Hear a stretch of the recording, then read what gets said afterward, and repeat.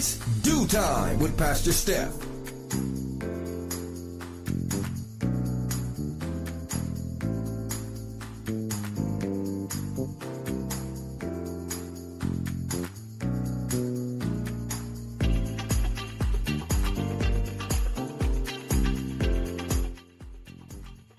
Good morning, good morning, good morning. Rise and shine. You're on with this Do Time with Pastor Steph.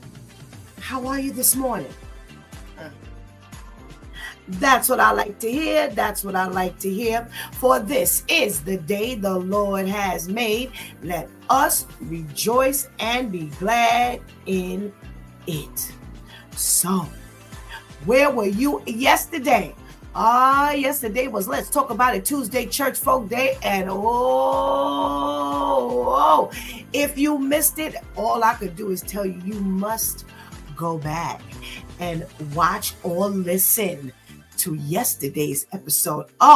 We started off talking about Caleb Wilson, the young man who was in a college university in Baton Rouge, Louisiana, up until February of this year. Well, Caleb was pledging for Omega Psi Phi chapter fraternity and at this university. And of course, because we've got this hazing business going on, they took them off campus and they had this hazing pledge event.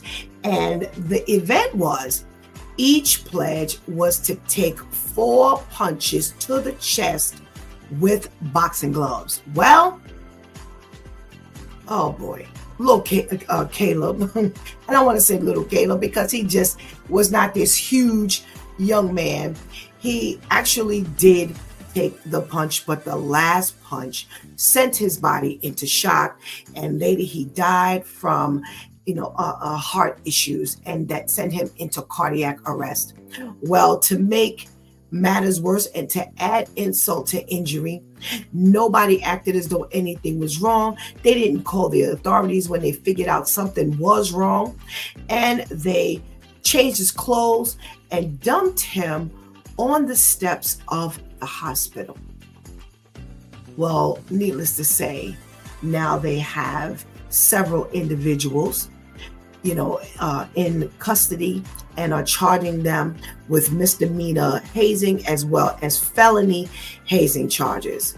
And we talked about what kind of time should these individuals get. Well, we get various answers, but one individual said, give them life, a life for a life. Give them life in jail as well.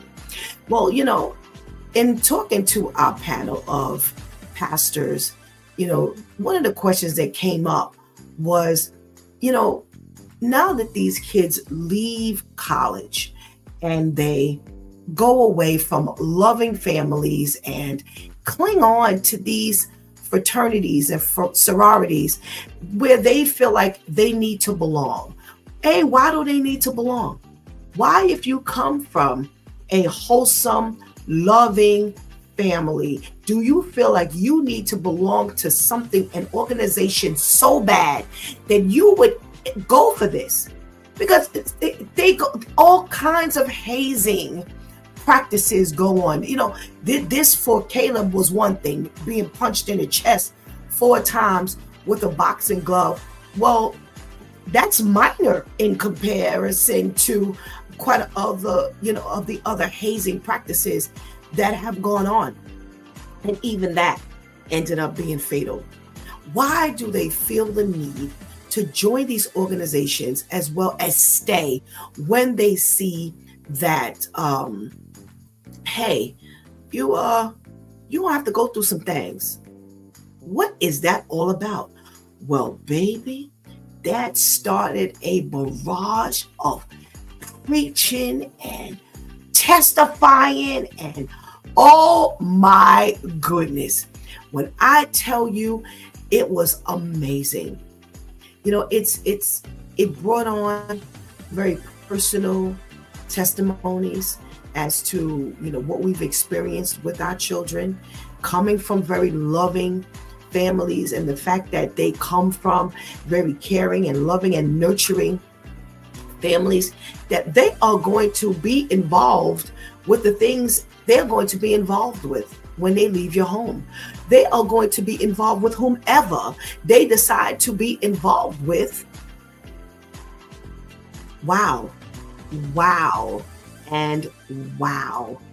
It's so sad that no matter how hard you work as a parent, that it just may not make a difference when they decide to venture off, when they decide to join a gang, or when they decide to join a fraternity or sorority or any other organization that teaches something quite contrary. You don't want to be beat at home. You can't wait to leave home because you don't want to be beat on, but yet you go and you join an organization that would happily beat on you. Go figure. We also talked about the fact that we can't wait until our children are 7, 8, and 9 years old before we introduce God to them. Pastor Vinny said, Pastor Steph, it is too late at that time. We must give our children to God from infancy. Pastor Brenda spoke about how when her children were in her womb, she spoke over their life. Pastor KL said, yes, you must speak life into the lives that have already been spoken life into. Jesus died so that we could do this thing. We would have an opportunity. We would not be faced with only death, but that we would have a right to the tree of life. And that means that it starts from the womb. God says, I knew you before you were even formed in your mother's womb. That means that God has given us a chance before we even get here. God has given us a chance even before we were conceived. He gave us a chance. Now, come on now. Come on, y'all. Come on. And Shantice would say, round of applause for a God that would call us by name and give us purpose before we were formed in our mother's womb. So it is not his desire for us to come into this world and then be nurtured and loved, for us to leave home and accept this type of treatment. This is fine. I can handle it. I can go through it. I can be a part of an organization or a brotherhood or a sisterhood no, we're not doing that. We're not doing that. We know it goes on in the sororities as well. We've done stories here on this Duke Time regarding sororities and the drinking and all of that kind of stuff that goes on, just so you could prove that you are worthy to be in this organization. Well, here's how I closed yesterday. We would break our necks to do whatever we needed to do to get into these organizations, but we would not do what we needed to do to get into the church building, to become a part of God's family. Yo, that's some for real stuff right there. That's some for real stuff right there. What are we doing? What have we done to prioritize this external earthly living, the importance of all of this here? But yet when it comes to God, we turn a deaf ear to it. Whoa, let's pay attention to what's going on. That shows you that we need to give our children God from the very beginning. We can't wait till they're 8 and 9 to decide to take them to church and introduce God and read Bible stories. And, no, it's got to start from very little. Because as Pastor Vinny gave us yesterday, his 5-year-old knew what a crack vial was. Does it sound like you need to wait before you introduce Jesus? Because this world is not waiting to introduce this nonsense to our children. But I tell you, my recap does nothing for yesterday's episode. So make sure you go back and you watch the video. Watch Coach for Christian Life on Facebook, Closer Walk Christian Media Network on YouTube.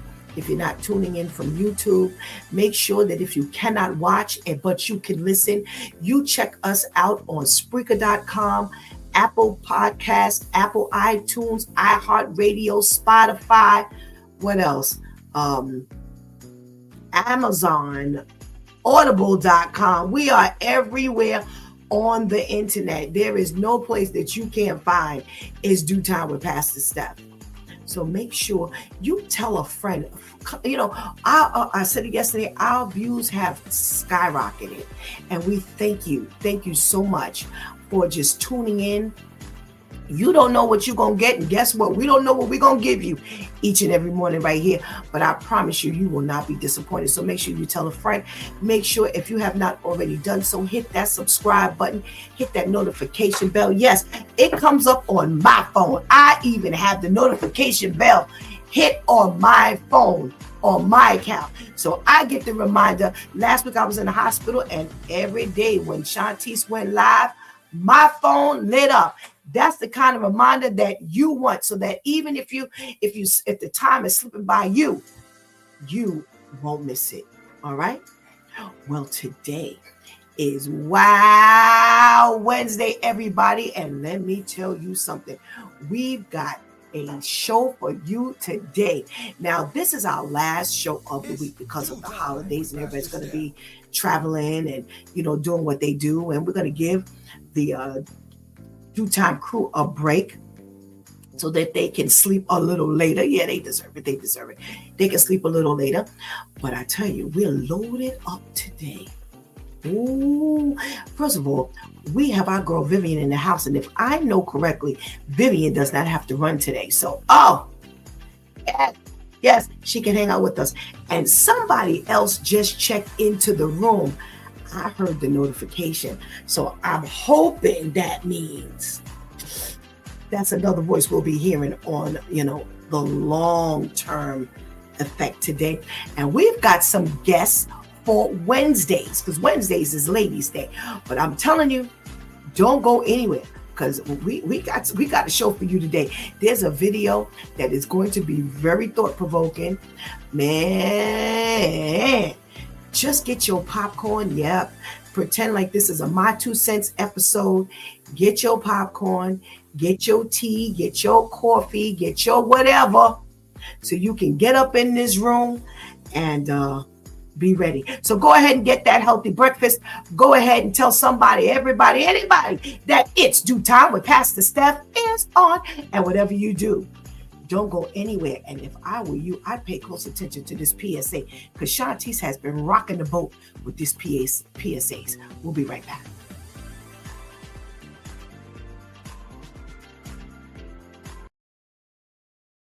Husband is living a lie or not doing something right, and his wife speaks the truth to him. Should he not submit because she's a woman? That don't make no sense. I understand as a married man that my wife is right a lot of times, and even though I'm the driver, I can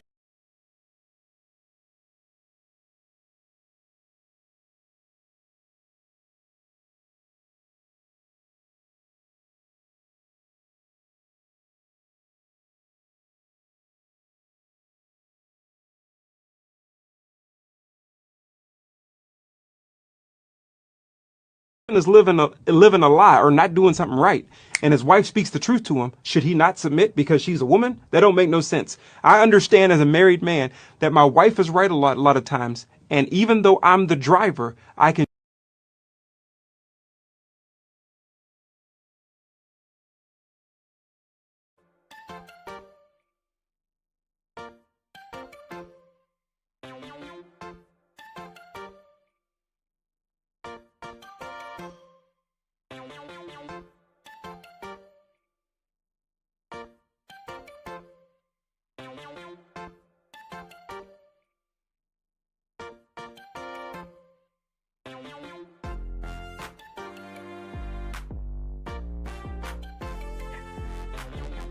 We're going to give that another chance, because even just a little part that I heard, I want to hear more of. So Shantice loaded up.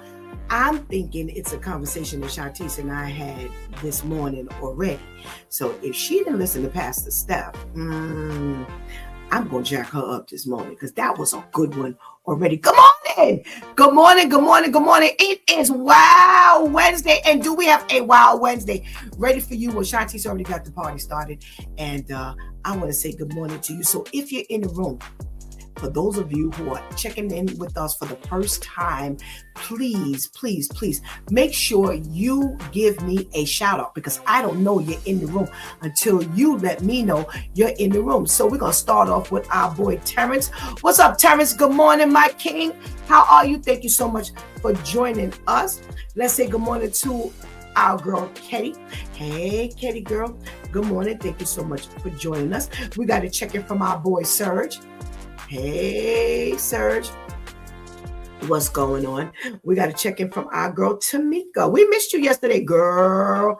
I hope you were listening from afar or you listened to the playback of all mornings and miss.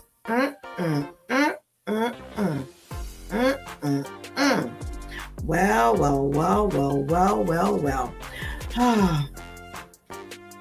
Hold on, y'all.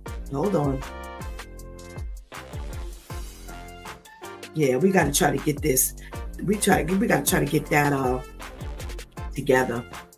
Let's see. We got our girl Pastor Kim in the house. What's going on, Pastor Kim? Thank you so much for joining us. Good morning to you. Hey there, Pastor J.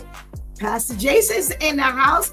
Good to see you. Thank you so much for hollering this morning. Stick around, Pastor Jason. You may want to join this conversation later. We got some real stuff coming through. We got a check-in from Catherine.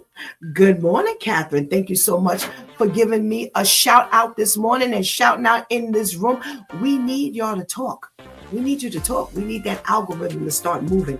And thank you so much. I am Pastor Steph. Catherine, I'm hoping that that's your name. I am Pastor Steph. Thank you so much. We have a check-in from Rhonda Prophet. Thank you so much for checking in. Unfortunately, I cannot wish you a Merry Christmas because I do not celebrate, but I love you. Thank you so much for joining us this morning, giving us a shout out. I appreciate it. Thank you so much. Oh, it is wonderful to have all of you in the room. And like I said, our numbers have been going up. So I would love to see that you're all not just checking in, but you are actually staying in the room to listen to what's going on. So listen, we got our girl Vivian in the house this morning to give us our socially conscious segment. Let's say good morning to our girl Viv. Good morning, Viv. Good morning. Happy Wow Wednesday. How are you, Pastor Steph? I am well, thank you. And even better to see that you're sitting on the inside, girl. You ain't sitting on the outside, which means that you're going to be hanging out with us today. Yeah. Yes. We have this conversation coming up. And I was like, yo, Dad, I wish Vivian was going to be in the house. We got you. So all I got to ask you is one thing. What you got for us today? All right. Today on Socially Conscious, we are starting off with a recall that everyone needs to be aware of.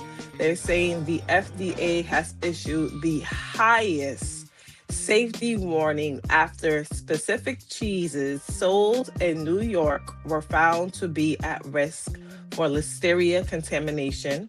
That's a bacteria that can make people very sick or even kill them. They say the cheese involved come from Boar's Head. This coming from Pina. These are the brands, including certain sliced deli cheeses, soft cheese, and packaged cheese products that were sold in grocery stores and wholesale clubs. The contamination likely happened during manufacturing or packaging, not in people's homes, of course. Because listeria can be especially dangerous for pregnant women, older adults, children, and people with weak immune systems. The FDA says eating these cheese carries a real risk of serious illness or death. They are saying that this is the highest level of alert. They're saying if you have these cheese in your homes, so make sure you check your fridge, you look online to make sure that the cheese you have in your refrigerator is not part of this recall list. They're saying don't even check and smell to make sure that it's okay. Don't taste it, don't smell it, just throw it away immediately or return it to the store for a refund. They're saying if someone has eaten the cheese that is on the recall list, starts feeling feverish, body aches, nausea, diarrhea, or weakness, they should contact a doctor immediately. Now, this must be some real seriousness if they're saying don't even smell the cheese to see if it's okay to eat. Throw it away or return it immediately. So make sure, I was trying to look and see exactly which cheeses were on this list. It didn't look like anything that was typical in our, community, but, just make sure that your cheese that's in the refrigerator is not a part of this list. And if you have it, make sure you throw it out or return it back to the store for a refund. Next, we have a story that says more than 20,000 nurses at 12 private hospitals in New York City are preparing for a possible strike after contract talks stalled ahead of a December 31st deadline. The nurses, represented by the New York State Nurses Association, voted to authorize a strike if they don't reach a fair deal. They're demanding safe staffing levels, better pay and benefits, safer working conditions, and limits on new technology like AI if it interferes with patient care. Nurses say hospitals have dragged out negotiations, leaving them with fewer options. Hospitals that could be affected include Montefiore, Mount Sinai, New York Presbyterian, Bronx Care, and Flushing Hospital. So make sure that if you're, visiting the hospital for whatever reason, visiting family members that may be in the hospital, that you pay a little close attention to what's going on in these hospitals, because these are the ones that they're saying nurses are expecting to strike and strike soon. They say the nurses say a strike would be the last resort, but they are ready to walk off if no agreement is reached to protect both patients and staff. Next, we have an update on a story that was covered here on Socially Conscious a little while ago. So at the time, we were talking about Trump and his administration claiming that they wanted to help unaccompanied immigrants and the minor children in the United States who were here without their parents. Now, a report shows how more children may be becoming unaccompanied because of ICE, of course. They're saying that ICE has been deporting parents, sending them back to countries like Honduras, while their kids remain in the United States. In many cases, parents say they were not told where their children were taken or how they could even reunite with them. Advocates warn that this means immigration enforcement is creating the very problem that they once claimed that they wanted to fix, turning children into unaccompanied minors after their parents are removed. Some of those children are reportedly U.S. citizens or legal residents and may be placed in government custody or foster care. Advocates are now calling for better tracking, clearer communication, and stronger protections to keep families together, warning that without changes, more children could continue to be separated from their parents. And now we have our wow story of the week, which is a viewer-submitted story and a very sad story for sure. They're saying this case involves a Florida man who was back in court recently following the death of his 8-month-old son earlier this year. Prosecutors say that this story began with an argument between the father and the mother of the child during a Walmart trip. They were arguing over money and baby wipes. So what happens next is truly insane. They're saying that the father went out, intentionally placed the baby in the middle of an intersection, and drove over the baby, killing the child. Witnesses say that they initially thought that what they were seeing was debris in the road before realizing that it was the baby. It was an actual baby laying on the road. The father pleaded guilty to aggravated manslaughter and vehicular homicide as part of a plea agreement that avoided a trial and took the death penalty or a possible life sentence off the table.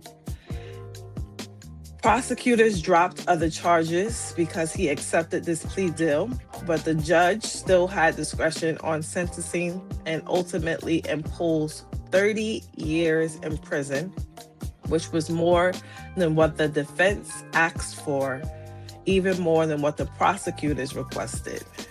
So they're saying that recently the father was sentenced to 30 years in prison. He apologized in court, calling himself the monster responsible for the death of his child. But the judge rejected any request for lighter sentencing, saying that the act was not an accident and calling it senseless. The judge said the sentence reflects the seriousness of the crime and the responsibility adults have to protect children at all costs. But this has been Vivian with Socially Conscious, giving you the news that we are following. And remember, if you have any wild stories you would like to submit, please feel free to direct message me on Facebook. My username there is Vivian BM, and come back every Wednesday to find out if your story has been chosen. Thank you, as always, to our loyal viewers and listeners. And thank you, Pastor Steph.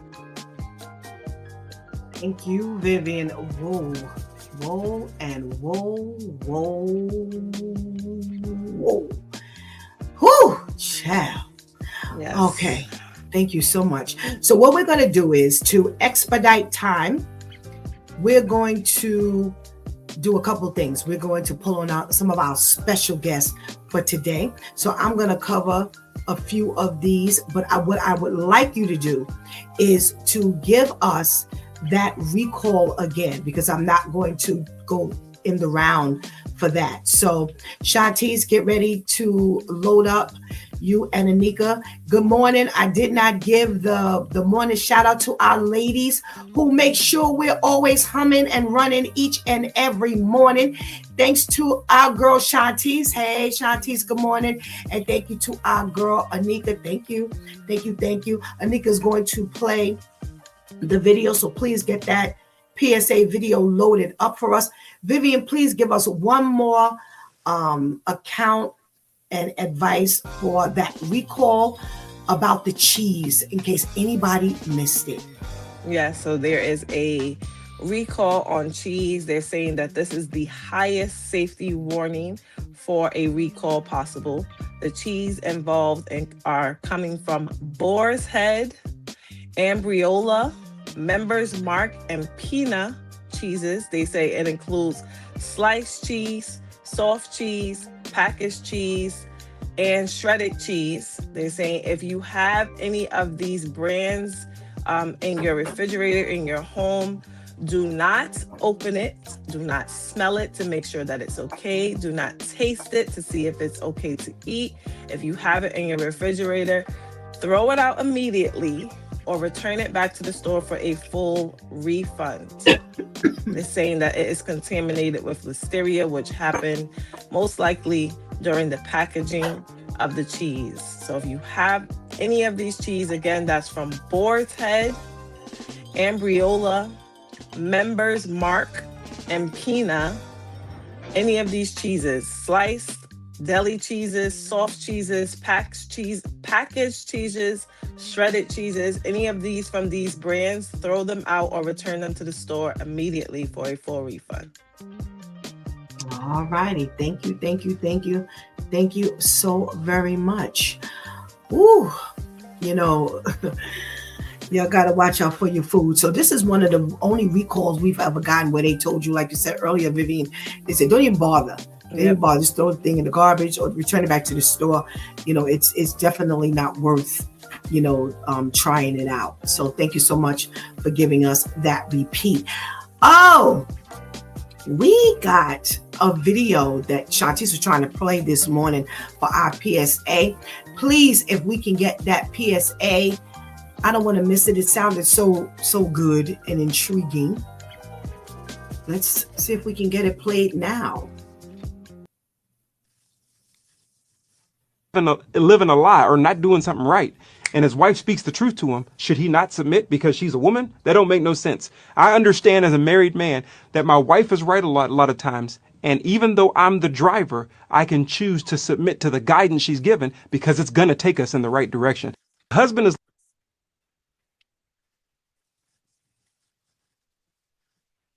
I guess it ain't meant for us to hear this, Viv. That's our third go round. I'm hoping that our other video plays, because if not, I am going to be seriously disappointed today. Oh, okay. So let's do some of these comments before we bring our ladies on. We've got a check-in from who this morning? Oh, we got a check-in from Miss Wanda Auntie. Good morning. Thank you so much. Oh, Shanti said the video was short. Good morning. Thank you so much for joining us this morning. We've got who's in the room? Oh, so we got Rhonda in the room, and we're saying that she's 10 years old. So I don't know if this is somebody who's playing a joke on us, Viv, or if this is somebody who's really paying attention to Pastor Steph and the Due Time crew this morning, who's 10 years old, but she said it's her birthday. So I'm going to go along with it. I'm going to say happy birthday. Get your mom on the line. That's all I'm saying. Get your mom on the line. Just make sure it's safe for you. We know the content is clean, but just make sure mom knows what you are listening and viewing. We want to make sure to always encourage you, for anybody who's young, don't go on these sites if mom and dad don't know that you're on these sites. So yes. Thank you. I appreciate you checking in with us. All right. Who else do we have? We got some other comments up in the room. Terrence says, I love cheese. Well, Terrence, so do we. You should see the amount of cheese bags and blocks we got in this refrigerator over here, my brother. All right. Yes, we feel sorry for the children. They are really just going through some stuff here. Let me read some of these other comments before we get started with our ladies talking. We have, that's wild. He did not get to see the light ever again. I can't wait to get to that one, Terrence. I ain't even reading your comment no more because I want to get to that. Yes. I don't even smell the cheese. We have Christ follower in the room. Good morning, beautiful sisters. Thank you so much. Thank you so much. We love that you are all checking in. Thank you so much for just hanging out with us today. Please stay on. I promise you, you will not be disappointed with the Due Time crew today, especially if you've never been a part of the Due Time crew morning. Oh, you will really enjoy this morning. All right, Viv, let's get this conversation started. I see our lady Tamika in the room. Now, Tamika ain't been on since the beginning of December. Good morning, Lady Tamika. Good morning. Good morning. Good morning. Happy wow. Wow. Good morning. Thank you so much.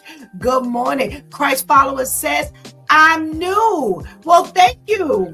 Thank you. We take all the newbies because we're hoping you become a part of the family. Vivian, raise your hand so Christ follower can get to know who you are. Lady Tamika, raise your hand so people can get to know who you are. And we've got our girl Shantice in the room. Come on, Shantice, come on. Let's go. Let's say good morning. Good morning. Good morning. Good morning. Good morning. We want to give a hearty, not only welcome to the newbies, but we want to give a hearty welcome back to you, Lady Tamika. Welcome back to you, Viv. Yo, we are loaded up. We got somebody sitting up in the back of the stage who's ready to come on with us, but they're gonna have to wait a little bit so we can get at least these preliminaries going before we bring on our special guest. And let me just let you all know we might go into overtime today after we get that party started. Again, good one, Shantice. We got to come back to that PSA so we can talk about that thing at length because I'm liking that content. I'm liking that content. So Amen. thank you. Good choice. All right, let's get this party started. So Vivian gave us our nursing staff, over 20,000 nurses in some of our New York City private hospitals, Montefiore, Mount Sinai, Presbyterian, Flushing Hospital. They are thinking about striking soon if their demands are not met, their needs are not met for safe staffing, levels of care, their money, and as well as this AI situation. You know, they want to make sure that if you bring it on AI, you're not going to be interrupting with the quality of care that they're giving. And I'm glad they're on the front lines, shouting out these things. And Lady Tamika, you got first dibs on this one. Welcome back. Thank you. It's been a long, hard journey, but I'm here. Amen. So, when we're talking about healthcare, I can really understand that, and I can because I worked in the healthcare field, not as a nurse. But there are many times when AI will manipulate a situation and kind of tie our hands, whereas AI will give you information based on some little, whatever the algorithm is, and knowing the truth with regard to the patient. Unfortunately, you have to give them what AI is telling them, and in your mind, okay, that is not right. It's not, and so situations like that, you would jeopardize somebody's care. You're giving them this, but what they really need is this, and I'm glad that somebody is fighting for the patient, and saying, no, this is not right. If there's something that I know, as a human being, that is going to usurp what this AI is telling us, let's get the patient taken care of. And a lot of times, let's put it this way, you don't want to not have enough nurses. A lot of times you'll spend time, detailed information, you take time with the nurse, and the nurse has everything that you need, and you get a 5-minute section with your doctor. Your nurse knows all that there is. You don't want to piss your nurses off, so I think we should definitely make sure that they get what they need. All right. Shantice, what say you about this possibility of the nurses going on strike? Again, speaking on a field, a group of people that it is impossible to function without your nurses. Doctor who? Surgeon who? You don't have the nurses to give you that initial greeting, not only verbal greeting, but the medical greeting, to take care of you medically, the care that they actually give, the assistance, the heavy assistance that they give the doctors before, right after surgeries and procedures are done, and emergency rooms and clinics and facilities. Like, how are you doing without these nurses? And they're going to shoot themselves in the foot because they're going to load up on all this AI. And again, this is technology. These are computers that still need to be operated by people who have knowledge, by humans who have knowledge. So when something goes wrong, where are the humans who are knowledgeable to adjust said mistakes? You may be able to build the program, but you need the person with the knowledge, the discernment, and the wisdom to give you what it needs to operate properly. So if there are no nurses, then the AI means what? And how about the patients who don't want a computer taking care of them, a computer diagnosing them, a computer tending to them? Like, I don't want to go to no hospital and some robot is walking up to me, talk about, can I see your wristband? You better get out of here before I unplug you. Okay. Like, no, I don't want, no. A lot of people are not going to want that. So I understand everyone's trying to move into the new age, but you still have to facilitate what's working. Nurses work tremendously. It works in theory, it works literally. Take care of them. They're not asking for anything extra. Take care of them the way they deserve so that we can get the proper care. We're already trying to get, especially the men, to go to the doctor. Now you're going to try to implement something that's going to jack them up. Like, come on. Don't make the fight harder for those of us who are trying to encourage them to go. All righty. Vivian, what we got when we think about the nurses going on staff? Are they expendable? No, not at all. I don't understand why it always has to get to this point to where people that we need are threatening strike in order to get what they need to survive. I don't understand why it always has to get to this point. We did this with the bus drivers. Now we're here with the nurses. I don't understand why you just can't give these people fair wages, benefits. Like, it's already hard for us out here in general trying to survive, trying to keep, our bills paid, a roof over our head, eat. Like Shantice always says, is always, do I pay my bills or do I eat? It's already hard. So why do we have to get to the point to where they're threatening a strike, which is going to really mess things up for so many people in order for y'all to come to a fair conclusion that they need better pay, they need benefits, AI is not going to be taken over. Like, it's so silly. It's really silly. And then these are hospitals that are like well-known hospitals that people really go to. This is not some, what's that? I never heard of that hospital before. Right, These are big names that are going to be affected. So a lot of people are going to these hospitals, and we have to get to this point in order for y'all to come to a fair conclusion that they need fair pay and benefits and silly things like that. Like, just give the people what they deserve, because they do deserve it. Absolutely. Well, last week you all knew that I wasn't on because I was in the hospital. Well, Presbyterian was one of the hospitals on this list, and that's where I was. And I'm going to tell you something. The nurses were superb. Day and night. They were superb. ER, superb. I had no complaints, and when you're in the level of pain and need the care that I needed, at the emergency room from the entryway, I didn't have a toe that I had stumped, and you need these people on point. Right. And I have to tell you, they earn their keep. They earn their money. I'm sure that there's always a bad one in the batch, but again, like the ladies have said, give them their money, give them their staffing, levels that they need, give them the care that they need so they can give us the care that we need. That's really what matters, because it's a domino effect. So make sure, like Vivian said, why we always got to get here? Why somebody can't just automatically share? These are men and women, because there were male nurses as well. I had male nurses and female nurses. Long gone the days where the ladies walked around with the dresses and the caps on their head. Male and female, the like. I also have a friend who just became a ER director. He was a nurse for over like 20 years in the ER. And boy, when he shares the information, like some of the stuff they go through, it's sad. It's really sad, because like Shanti said, Doctor Who, when my surgeon came through there and he said what he had to say, they listened, they were attentive. They were like, well, Dr. Satterfield said, they were on it. They were on it. And they get to know the doctors. They get to know the surgical staff. They know people by name. They're paying attention.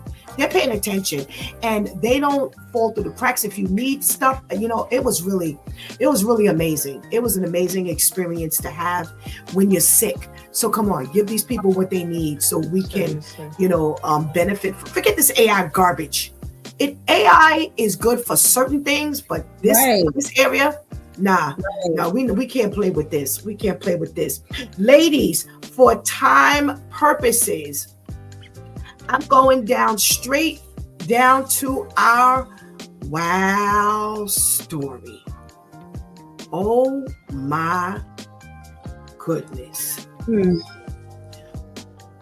Shantice, you have first dibs on man who got another appearance before the judge, who has the story of him and his baby's mother were arguing in Walmart over money and baby wipes. He got so angry, he took the baby, put the baby in the middle of an intersection and drove over the baby. Well, to add insult to injury, not only was he able to get a plea deal, but he will only be facing 30 years instead of life or the death sentence. What are we talking about here? Oh my God. You put the baby in the intersection. Why was there anything else said outside of life? That should have been the only word. This is the first one-word trial. Everybody, they spend time picking out a jury. Before, ain't no counsel, you have opening statements, life. And just hear the gavel. Over some baby wipes. And we know ultimately it's just because you didn't want this kid. But the fact that they were able to put baby wipes in the article, that should have been one life sentence alone. I don't understand the plea deal. I don't understand any of this. It's almost like now with the cops. It's like now as a parent, you can do whatever because you're not really going to get any time. The cops do what they do because they don't get any time. Like parents is doing what they do and they ain't getting no time. I don't understand it. But it should have been anything short of at least one life sentence without parole. No possibility of parole or nothing. That's it.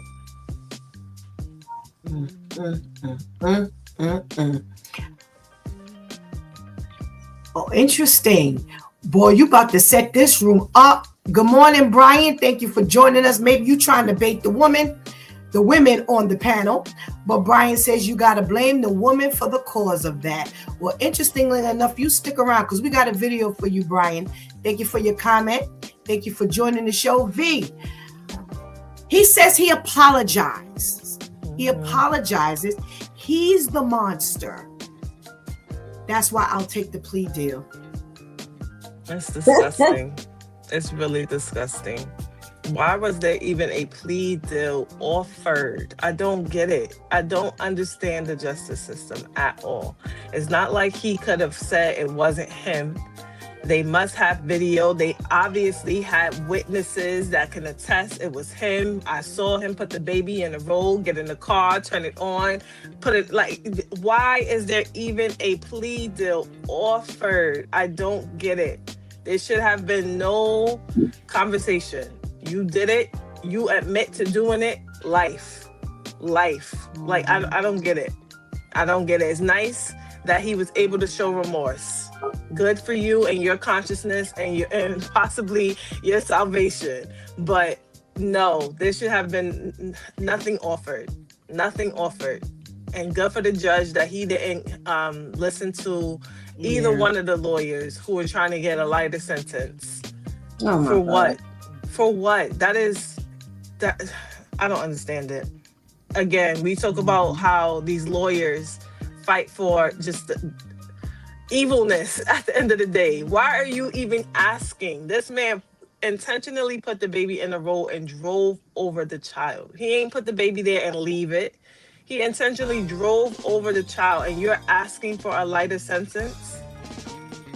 I don't understand the justice system. It's disgusting. All right. We got some, we were trying to get Anika to play the video. We're going to have to forego Anika playing the video because we got to flush out this here. What I would like, Brian says, I'm not trying to rage bait. We don't rage bait here, but you may be trying to bait this panel. But I would really like for you to put in the comments why you feel it's the woman's fault. Because we have some guests coming on today that might agree with you. They may not agree with you. But we're going to put it out there. Lady Tamika. When I tell y'all, I'm so sick and tired. I'm so tired of these babies dying at the hands of the father. You know, and we have some with the mother as well. But oh my gosh, look at this face. The face of this little child, the cheeks and the beautiful eyes. And, you know, my thing is you're no longer wagering that. You're wagering over Pampers and baby wipes and things like grow up. You know that's going to be a part of the cost. You obviously didn't want this child. And my thing is, you couldn't have any feeling at all about this baby. You took this baby, put this child in an intersection and ran, oh my God, ran over this child. Because you and I are arguing over whites and baby products. I'm so tired. And again, life. I chime in with everybody else. Anything other than life. You took this child's life, and now you live 30 years, 40 years, 50. We have no idea. Unbelievable. Sir says that's just cruel in so many ways. What did the baby do to deserve this? I don't know what's going on with these fathers. He should have gone to jail for life. Once again, if this were a dog, he would have gotten life, no questions asked. It's true. They value animals much above humans these days. To even hear anybody say, so let us quickly recap this story. I'm a man and I'm arguing with my child's mother in Walmart over money and baby wipes. I become so enraged that I take the baby who's been sitting there saying nothing, put the baby in the middle of the road, run the baby over with my car, but I blame the mother. Boy, we got some kind of system going on here. That's the same system that says that we get a plea deal. How in the world does this even happen? That's scary. That is scary. That's scary. Well, we got a comment. Well, simply because she clearly knew what type of man she chose to procreate with. Not only that, it's extremely hard to be a black man in America raising a child. Okay. Stop having sex. But what we will say is we completely agree, because that is completely our argument on a normal basis. Stop having kids with these people who you see are deranged. Period. And I'm talking male and female. We ain't talking about just the male, but since we're talking about the males, we're going to talk about the males. So yes, that does not make it her fault. Is she negligent? Yeah, but it does not make it her fault. I have to honestly say, I can speak for every woman on this panel. We are in complete agreement. We have said this 950 times. Please, ladies, please stop. For the men, guess what? If you're not enjoying the experience with this woman, stop having unprotected sex. Stop having sex. Everybody needs to just stop. This is why I say, and I'm closing here, I do not celebrate with any new child coming into this world, because this world we're bringing them into, this is sick. This is completely sick. Oh, we got some guests in the room today. We're going to upset the atmosphere. Now, we're about to play a video. Thank you, ladies, for indulging us on our socially conscious segment. We're about to play a video. Some of the language is not the greatest. And just be prepared. Just be prepared. It's not the worst, but just wanted to give you a heads up. Sometimes we will not play things that, are crazy, but sometimes we get a little crazy. So, Shantice, men in the audience, pay attention.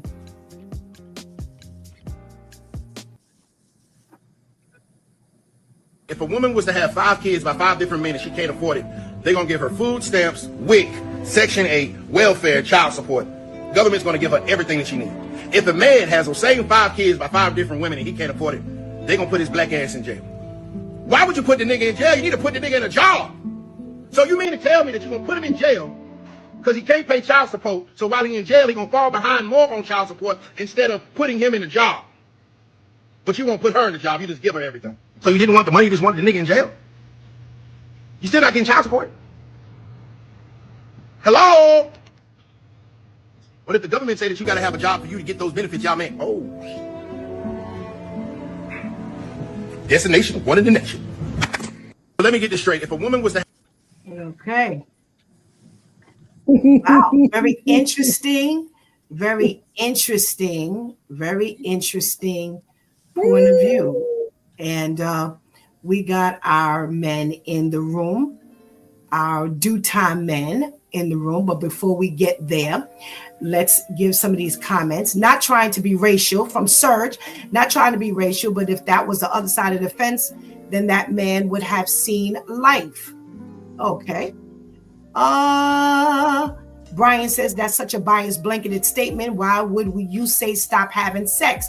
The reason why I say stop having sex is stop blaming the other side of the fence.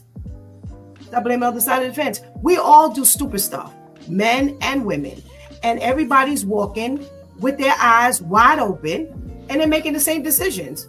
Women are not choosing better men no more than better men are choosing women. So since y'all can't seem to get this thing right, stop procreating altogether. How do we stop procreating? Stop having sex. So it sounds like a blanketed statement, and I'm gonna give it to my men, because we all know we don't always agree. I would love to hear what the men say. So Brian says that's such.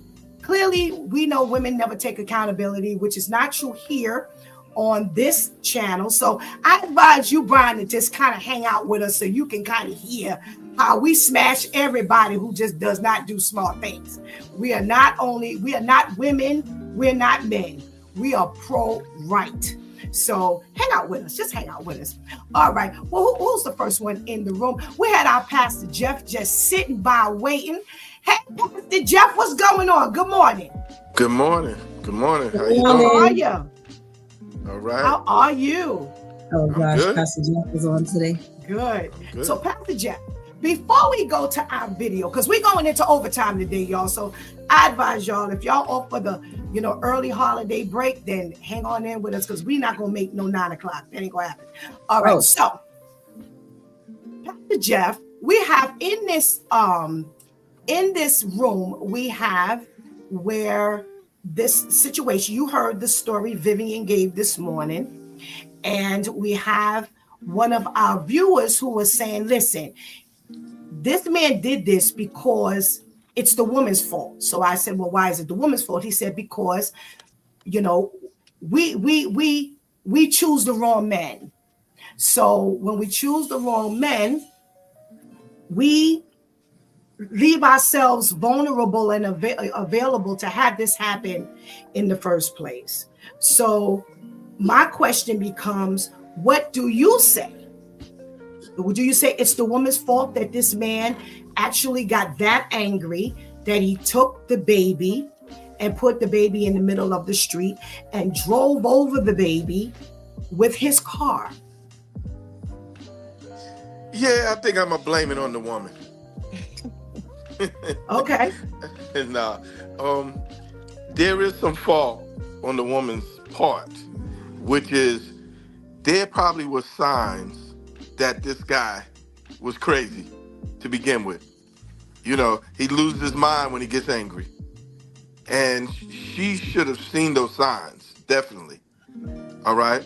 So I'm not going to say it's the woman's fault because he did it. But I would say that a lot of these women, they know they're with maniacs.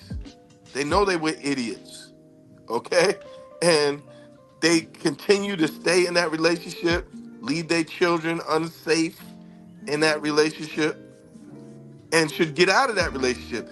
Because if he got that angry over baby wipes, you know what I'm saying? He's gotten angry over many things and had a lunatic spirit all along.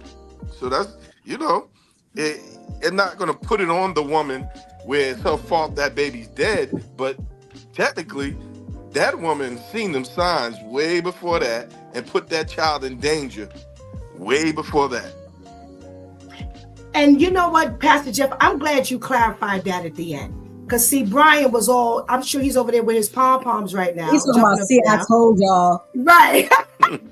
He's got his pom-poms out because you said yes. But I'm glad you clarified it in the end. She is not responsible for the baby's death, but she is responsible for putting her child in danger. And that as crazy as it sounds, that is something that is very true. And I'm going to give the first leg of this to our girl Vivian, because we talk about this all the time in regards to why do we leave these children with the fathers who we have seen are clearly dangerous. So Viv, I'll let you have the first dibs on that one in response to Brian's comment. Yeah, I agree with Pastor Jeff to say that it was her fault blanketly after the death of her child is harsh. But I agree that there had to have been signs during whatever talking or dating process that they were going through, during her pregnancy. The baby made it to 8 months. I'm sure that there were signs during the child's, life. So yes, she definitely had to have seen the signs. She definitely did not make a wise decision and getting out and taking her child with her to make sure. I'm sure she never thought that he would put the baby in a roll and drive the child over with his car. That never came across her mind. But you had to have thought that it was dangerous, if not for the baby, then especially for you. So she should have gotten out when she first started seeing signs. So it didn't get to this point. And that's where any person, any human needs to wisen up. When you see the signs, what do they say? When somebody shows you who they are, believe them the first time. Yes. So when they show you who they are, believe them and be wise. Get up out of there. And I agree with the statement, stop having sex. Stop having sex. You're procreating with these people, men and women. You're starting a life with these people, and then you're all upset when now there's a baby involved, and now you stuck. Now you stuck because now they could sue. They could go for they can go for custody, and it's not as easy to walk away once there's a child involved, because some men will be petty enough to fight for custody just to be able to stay in your life and make your life miserable. Some women will, sue you for child support and not just walk away and take the child and not have anything to do with you and make your life miserable. So once there's a child involved, it makes things a lot harder. So yes, I agree with that statement as well. Stop having sex, stop procreating and making your life miserable and putting these kids' lives in danger at the end of the day as well. Yeah, absolutely. All right. Thank you. Thank you. Brian says, don't get me wrong. I'm not putting it all on the woman, but she saw this way before she chose to procreate with that dangerous bandit. And like I said, Brian, boy, had you heard some previous, you would understand that we quite agree. And I want to read, he says, and much respect to y'all intelligent ladies. Thank you so much. You can't smooth this over right now. Now. You're probably abandoned. No, I'm just teasing. Thank you so very much. Thank you so very much. Where's our brother Ainsley? Let's say good morning. Good morning, brother Ains. Welcome to Wow Wednesday. Yeah, good morning, ladies. Good morning. All right. Good morning. Well, we got a preliminary, thanks to Brian, we got a preliminary conversation before we talk about our video here. Okay. And Brian says it's the woman's fault. You should have known he was a wacko before you had this baby. And now that the baby's dead, it's your fault. What say you? Is it the woman's fault? And should people start having sex? I was leaning at first to say the woman has some responsibility into this, but I think about it, I'm like, absolutely not. I'm not gonna put no blame on the woman in this particular incident because, all right, first of all, I do believe had it been somebody on the other side of the fence to say a black person did this to a white kid, they're gone for life. I don't think there'll be no question about it. All right, but I'm like, it's one thing you see somebody get shot, stabbed, somebody die of a heart attack, but can you imagine what that looked like to see, how old is the baby? Is he talking to the mute button? 8 months. No, we can hear him, Pastor Jeff. Oh, go out and come back in. Yeah, go out and come back in because we can hear him. But I can hear y'all. Oh, we sorry. I don't know what's up, bro. I can't hear him. You want to hear me today, man? What's going on?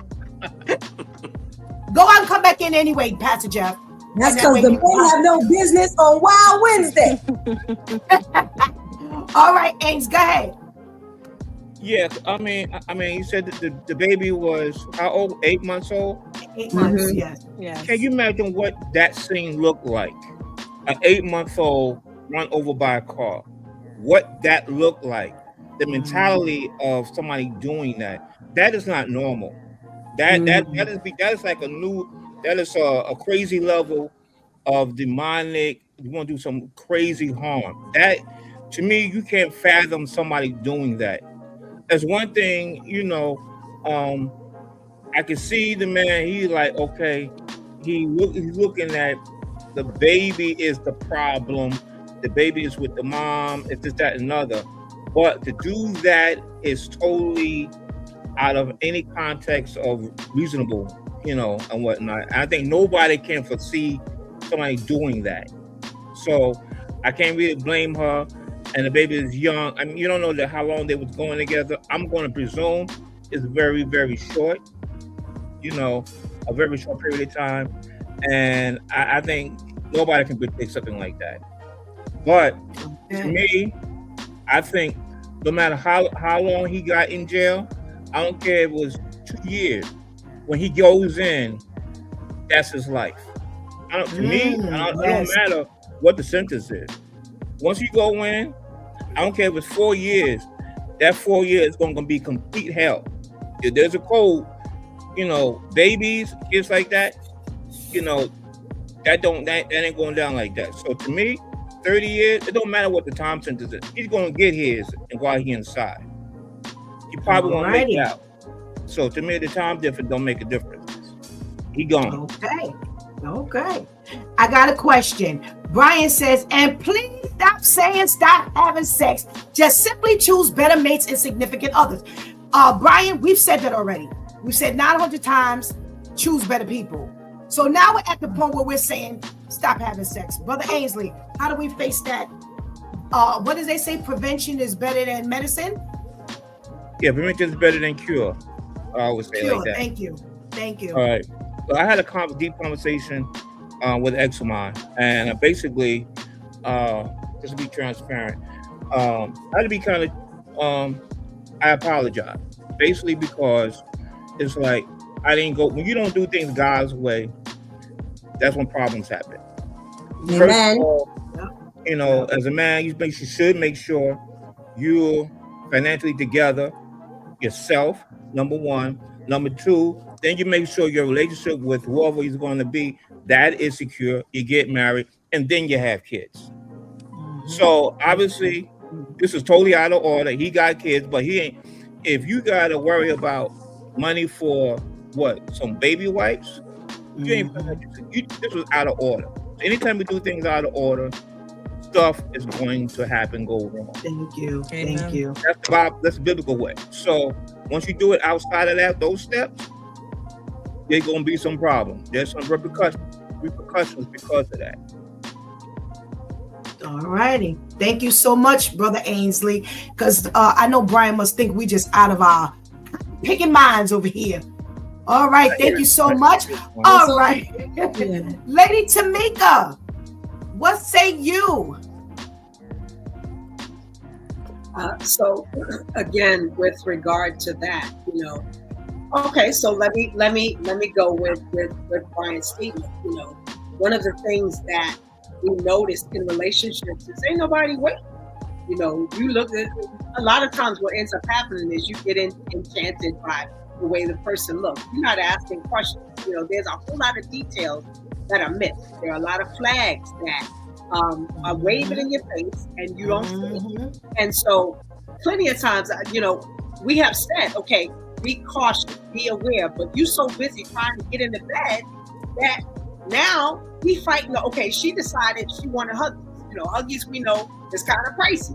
He's saying, well, why can't you just buy these wipes? They just wipes, not really recognizing, not thinking, but some men don't know that you can't use every kind of product, for the baby.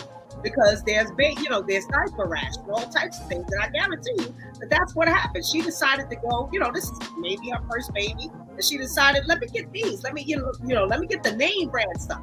And sometimes it's to her benefit, sometimes it's not. However, y'all didn't do all of the due diligence that needed to be done in the preliminary. This is now we got an 8-year-old child. It's clear that he didn't want this child to begin with. 9 times out of 10, you had problems prior to. Then when she said that she was pregnant, right. Another problem. Now we got this baby. It's 8 months in, and I want to buy the Huggies, but you want to buy this. And now we're in a big knockout, drag-out fight inside Walmart. So how do you resolve the issue? No, you don't just, okay, fine, walk away. Yeah, you walk away with the baby. And now my baby's dead. And so everybody has to recognize that they bear the responsibility for all of this. And with regard to that, listen, cut out the foolishness. Just stop having sex. You need to figure out what you need to do. You know, in the meantime and in between time, fill those loins so that you can get your life together. Amen. Amen. I love when Brother Ainsley he was very transparent. He says, listen, I can do things the right way. And that's what that's and Tamika laid it out. We don't do things the right way. We don't do things the right way. I'm gonna stop right there. Where's my brother Al? Brother Al. Good morning. Oh gosh. Chop of the morning. Chop of the morning. Abraham was the father of Isaac. And Isaac was the father of Jacob. And Jacob had 12 sons for real. And these were the children of Israel. You're trying to promote non-sex. Promoting that Abraham had 12 sons doesn't quite highlight. Mind your manners. Nobody talking to you. Thank you very much. I'm just saying. Hey, Brother Al. Hey, Brother Al. Before we go any further, we've got... Wait, why am I trying to read from all the way over there? Okay, we got Anika that says the world doesn't need more babies from these haphazard relationships. Stop having sex. Okay. Brother Ainsley and Tamika. And Brian says, and I agree with half of what y'all saying. You have to take your time vetting the woman and man before you make that decision to procreate. And absolutely. And that's what Tamika just laid out. They said, we don't. Everybody loins and sex drive is so high. You just trying to get in the bed. Everybody vetting nobody. Vetting is how you look. Vetting is, can we get to your... Vetting is, who can get to whose house quicker? What is the shortest route to get to the bed? That's the vetting. That's all the vetting we're doing. All right. We've got Terrence says, yes, Ainsley, I agree. He won't make it long in jail. And also, ladies, no one will ever stop having sex. We know that. You're absolutely right, Terrence. We know nobody will stop having sex. But until we pay attention, all right, we've got to check in from Miss Herlima. Good morning. Thank you so much for joining us, Miss Herlima. Boy, you better get in on this conversation. Come on, Brother Al, what say you? Is it the woman's fault? And should we just stop having sex? Okay, right before we get that, Pastor Steph, I need you to wave your hands if you're not AI. I want to make sure you, Pastor Steph, I want to make sure you ain't AI. So you wave your hands real quick to let me know that you're not AI. Okay, you're not AI. We good to go. What is happening here? Oh, because I hate when a computer asks me, am I human? Are you human? I need to know these things. I want to make sure Pastor Steph is Pastor Steph. Okay. Okay, so listening to the conversation. I'm going to say it was the man's fault. Okay, the woman did have some hand in it because there were signs. This ain't the first time he just went off and act crazy. But I don't think anybody in their right mind would say, okay, we get an argument, we have disagreement. Right. But I don't think it ever would have crossed her mind that she gonna kill the baby. He gonna kill the baby. You know what I'm saying? This dude didn't want the baby. That's what it was. He didn't want that baby from the beginning. You know what I'm saying? Because if you had that baby, you know me. I got some couple of kids out there about some crazy mamas. I ain't thinking about killing none of my boys. You know what I'm saying? So, you know, he did not want that baby. And I agree with the point that what Ainsley hit right on the head is that we gotta do things according to God's hand. We gotta do things the right way. Trust me when I tell you, if I'd have known that back then, I probably wouldn't have no kids right now. I'd have been doing it the right way. I did it all the wrong way, and my baby mamas put me through pure hell. All four of them. You know what I'm saying? All four of them. I'm being real. You know, we transparent on here. I don't mind talking about my story. They put me through it. And as I got older and got closer to God, accept Him in my life, I'm like, wow, this is what happened when you don't follow God's plan. You didn't do it right, so you got what you deserve. So yes, we need to do it right. I saw somebody say, yeah, you know, we not going to, nobody's gonna stop having sex. No, we're not saying that. We're saying pick a better way to do it. You know what I'm saying? Follow God's plan. You follow God's plan, the sex is gonna come. Absolutely. You have to follow His plan. Hey, This man did not want that baby, and she saw signs. This ain't just the first time he done flipped off on something crazy. Absolutely. So I'm going to because I'm just a man. You killing that little. I'm sitting here mad behind that. You know what I'm saying? I'm sitting there mad behind you killed that little innocent. He was so handsome little baby. You know I love the kid. You know what I'm saying? I'm gonna send Big Bubba a letter and say I'm sending you somebody's special. I'm sending you somebody's special, Bubba. You make sure you take care of him. Wow. All right. Thank you, Brother Al. So we got Pastor Jeff that says it ain't the woman's fault. Go sit down somewhere. Take a second seat, Pastor Jeff. All right, Shantice. Your abridged version. Excuse me. You gonna stop? You are going to stop.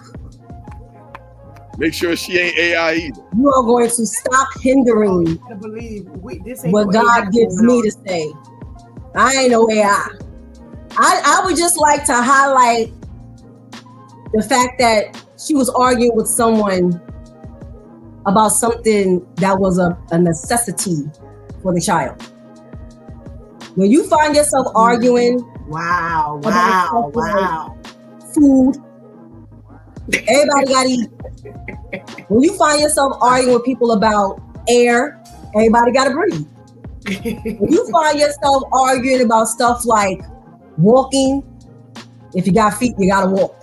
You have to understand two cut times. Quick transparency moment. God gave Pastor Steph's ministry the word back in 2018 that we were to be on a no dating law, under the no dating law, date hiatus. And I was on a lynch mission because I didn't understand what Jesus was talking about. I was like, now God, I've been dating since 13. What do you mean no dating? I don't understand this. I don't understand life without dating. Like, so, like I don't. I think you crossed over you bypassed the other ministry and you came here. I think you're supposed to stop there. And ever since then, I've been seeing why the Lord has said no dating. Because see, stuff like this is what you bypass when dating is on your mind. When you so busy wanting to jump in the bed, because we would all be lying and it was already highlighted. Vetting is, you got $5 at the bar. If someone can lend you $5, that's your man. That's your woman. Okay? The looks don't even matter anymore. Did you see his hair in that picture? That's how he looked when she met him. I can guarantee you. Okay? No one cares about their appearance or anything like that. Standards have dropped a lot. And how do I know? Because now that it's been a dry island on this end, my eyes are even more like, I'm like, Lord, this is what I've been ignoring. I've been this slow all this time. It's not just other people. God didn't say no dating so that I can see how slow other people are. It's also to see how slow I've been. So yes, when you stop having sex with your mind, I was talking to Pastor Steph yesterday, and we were talking about something. I said, Pastor Steph, this is liberating. When you can make decisions knowing no one can say, well, I just woke up next to you, it's liberating. Okay, because now you can really stand on the promises of the Lord. All right, and you can stand on the fact of what you actually see you can abide by. This was all his fault. I do agree. Yes, there were signs. And again, highlighting the signs of when you find yourself in the midst of argument over things that should never be an argument, I don't care with who, you need to pull the plug and you need to walk away. And I completely agree with Brother Ainsley. I can't even imagine how this looked visually. That, again, calculated, that you walked the baby to the intersection and you walked away from the baby. And even in all that time, you still put the car in gear and still, that is just sick. And stop, just stop. Let God pause you so that he can give you his pair of eyes, his set of ears, and you can really hear and see things for what it is. Because when you're so busy in the midst of what the streets say you need to be doing, you ignore all of this and then you wake up at the end result. She woke up at the end result. It's horrible. Wow. All righty. Terrence says, I love the full due time crew. Terry says, Brother Al, I'm crying. I hate that too. They also pick the bikes. I hate that. I hate that. All righty. Tamika's agreeing with Terrence. And Brian says, I can't wait till church on Sunday so we can have this debate. Wow. Okay. We got Shantice is driving me crazy here. I'm helping you. I know, but it's driving. It's confusing my eyes. Sir says, I'm just tired of our babies, the ones receiving this punishment, and that makes me very angry. Boy, there's a reason why I'm not a judge. I wouldn't even care for the plea deal. Terrence says, Shantice, you don't know how to pick them. That's on you. Whoa! A whole lot virtually. Anika says, yes, Shantice, when you are on hiatus from sex, you can think more soberly about your choices. Amen. Welcome into the room on a Wow Wednesday. Dun, dun, dun, Good morning. Good morning. I'm scared when there's too many women in the room, but good morning. I'm glad the fellas are here. Thank you. What's up, bro? My armor bearers in God. What you got for us, Pastor KO? Isn't the woman's fault? Dad, we had a video. We can't even get to the video conversation. Boy, Brian, you turned it up in this room this morning. Thank you very much. Join us more often. All right. Is it the man's fault? And should people just stop having sex? We know they're not, but you get the point. Okay, so I'm on the fence. It's not the woman's fault that the child died. But, as has been said, this man didn't just get crazy that day. He's been crazy for a long time. And you've seen crazy. Women like bad boys until the bad boys are bad to them. How about that? They run after the bad boys. The bad boys look good. It's fast money. They love bad boys until the bad boys is bad to them. And then all of a sudden, I didn't see it. Transparent moment. Okay, I always tell the joke that I sing the song. I fell in love with a crackhead. My son's mother was a crackhead. I didn't see it, but she was a crackhead. And because of that choice, I've had custody of my son since he was three months old by myself. He's now in January will be 36 years old. So thank God that he brought me through it. But sometimes you don't want to see the reality. You don't want to see that. Now listen, everybody knows that I run a bunch of stores, and people come in my store and they say, hey, how much is the cheapest cigarettes? And my first answer to them is, if you can afford your habit, stop smoking. Right. If you fighting over white, obviously you couldn't afford this habit. Stop having sex. Because when your baby comes, that's a habit. The baby got to eat. The baby got to drink. The baby needs pants. It's a habit. And if you can't afford the habit, don't pick it up. Oh, I like that. Terry says, where were you earlier, Pastor KL? We needed that. That was a good one. And the ladies want the bad man till he's too much for a bad man. Shut up, Terry. Right. Baby wipes are expensive. Condoms are not. Right. Condoms are cheaper than baby wipes, Pampers, and the whole formula and everything else. And again, we have you know what? I love keeping the your points stuff that were in your made. pants is free. What you say, Viv? Keeping your stuff in your pants is free. Amen. With all due respect. But sometimes you got the free Willy. You ain't free though. You can't afford that habit. No, wait. You can't afford that habit. So, Jeff, you just got finished saying, so you got to free it. You got to free it so much so you got to argue over some wipes. You definitely need to cut it off. Forget about free. You can't afford that habit. Castration is free on the streets. I'm getting ready to turn to AI mode. Yo, you know, the bottom line is, it sounds cruel. It sounds cool to say, stop having sex. But listen, I agree 100% with Shantice and Pastor KO, who said, listen, the evidence is clear. Brother Ainsley said it. It's there. It's there. We're in la la land. We're not looking at the evidence that's right there in front of us. We're ignoring the signs. We're ignoring. We as women have a bad habit of thinking that we can change them. Oh, maybe if I stay strong, I can make a difference. He's going to change. The only change agent is Jesus. You ain't got the ability to change nobody.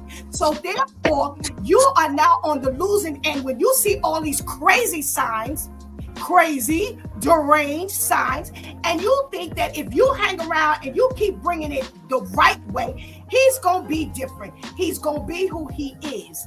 And like Pastor KL said, until it turns on you. I have said here very publicly, like Pastor KL says, I fell in love with a crackhead. I fell in love with a crazy and deranged punk and dealt with a lot of physical abuse. And I thinking as a young person, because I was young when I went through this, I kept believing that if I do right, if I treat him right, no matter how he treats me, but if I treat him right, he's going to turn around. He's going to treat me right well. He's going to stop abusing me because he's going to stop seeing the need to abuse me. No, because that abuse was coming from several things. And one of the things was control. He couldn't control me because that's the one thing I wasn't willing to compromise. I had my own way of thinking. I was making my own decisions, and that's where we constantly collided. You cannot change people. So that's one of the things that women go through. I think that if as long as I'm a good girl, he's gonna, I fell in love with a church girl.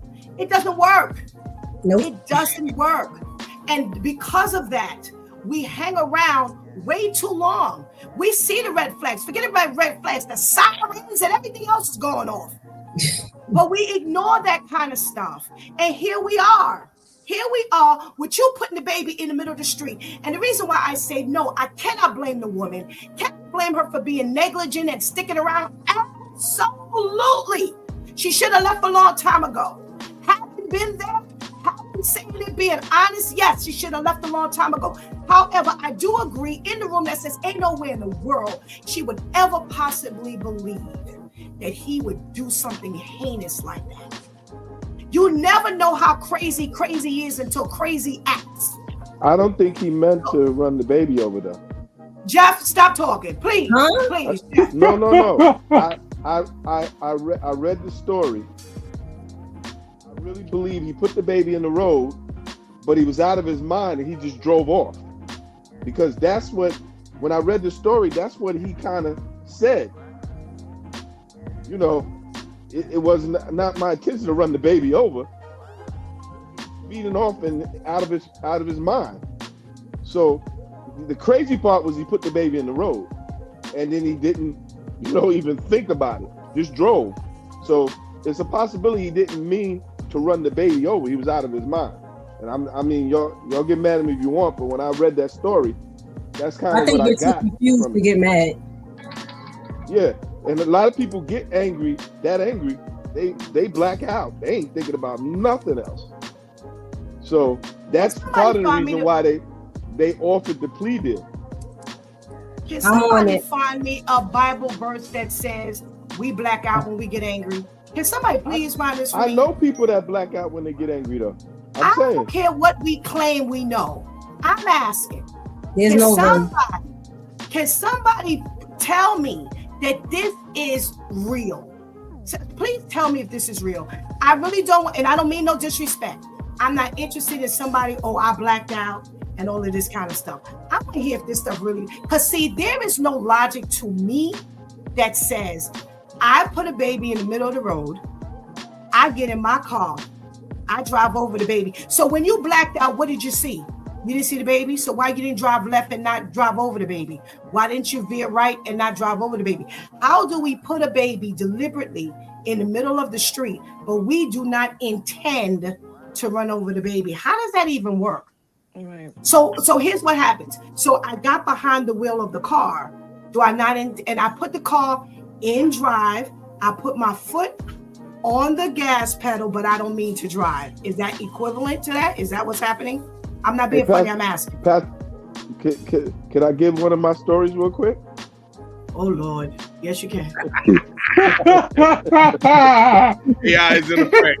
My daughter's 38 years old, and she's at work right now, so hopefully she won't be hearing this, okay? But her mother, when she was a baby, all right, we got into an argument, and her mother took the baby and threw the newborn baby across the marble floor, and I had to jump over a couch and everything else, and almost broke my back to catch that baby before that baby hit the ground. And so her mother blamed it on postpartum or whatever. You understand what I'm saying? She blacked out, got so angry at me because I told her I was taking the baby from her because of stuff that she was doing. And I'm like, I'm taking my baby, you know? And she was like, you want this baby? And she threw that baby without even thinking. And I know my daughter's mother to get that angry till she goes out of her mind. She's always had that problem when we were younger. You understand what I'm saying? So that's why I said I know people could do things and not even think something horrendous. Because if my baby would have hit that marble floor, my baby would have probably died. You understand? I saved that woman from a life sentence. Going to jail that day. And now, all these years later, the relationship is good with my daughter's mother. But she did do that in a fit of rage. And she always had that problem when she goes out of her mind when she gets that angry. So I'm saying, he put that baby out the car. I could feel this dude.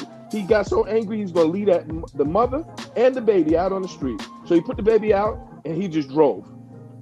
I don't think he intentionally drove to crush the baby. I think he just put the baby out and he drove and he ran over that baby. It says the child, he removed the child from the vehicle, placed him on the road within the matter of 3 to 4 seconds, got back in the car and drove forward. A witness says she saw him get out and put something in the middle of the road that she thought was a bag of trash. It was only after he drove over the baby that she realized it was a baby. 3 to 4 seconds. So how do we black out, but we manage to get out, make the move, get back in the car? That's the part I'm having. Somebody else in this room help me with this, because I'm having a big problem with this. Okay, I can see like you black out, but the reality is it's the same result. Even if he didn't intend to run over the baby, the fact that in your blackout state, you put this baby's life in danger and definitely in a position to die. Whether he did it or not, you're putting a baby in the intersection, that's indicating you want this baby to die by a car. Vehicle manslaughter. So whether he did it, I agree. So to me, it's the same result. Whether he didn't do it, whether he ran off or somebody else did it, to me, it's the same thing. When he go in, he gonna get his. he need to get his. Yeah. He gonna get it. He gonna get it. Let's see what happened with Big Bubba blackout. Exactly. Let's see what happened with it. You know what I'm saying? I don't care about no blackout, no nothing. You went to harm a child. And they shouldn't even did no plea. I don't understand it. Somebody, I think it was Pastor Jeff had said it earlier. Even if you would have did that to an animal, they would have put you under the jailhouse. Oh, that was Surge said, okay, yeah, you do something to an animal right now and watch what happens. Ain't no plea deal. They looking to crucify you. So blackout, smack out. But they lock him up. No plea deal. He gonna be Big Bubba. He getting his. He gonna get everything. But having been an angry person for a living. Oh yeah. That was my life. You wake up angry, go throughout the day angry, eat angry. Certain foods you can't eat angry, so diet. go to bed angry, only to do it all over again the next day. And I'm talking pre-baptism, so without the Holy Spirit. I was talking about the Holy Spirit, but without the Holy Spirit. When you quote unquote black out, and someone put it in the comments, it's a cop out. There's no blacking out. You understand what you're about to do. Even if it's not a premeditated thought 5 minutes before you're about to do it. While you're in the midst of being angry and you're about to say what you're about to say and you're about to do what you're about to do, even afterwards, you're like, dang, I really did that. I really said that. It's not a shock to you. I never understood people who say I blacked out, but then they're able to recall the whole incident. I'm sorry. I thought you blacked out. That meant you weren't aware of the situation. That means you weren't there mentally. So how you blacked out, but you able to tell me what happened and when? Because if you said I blacked out, I said, well, you blacked out, you took my $50. No, I didn't. How you know? You blacked out.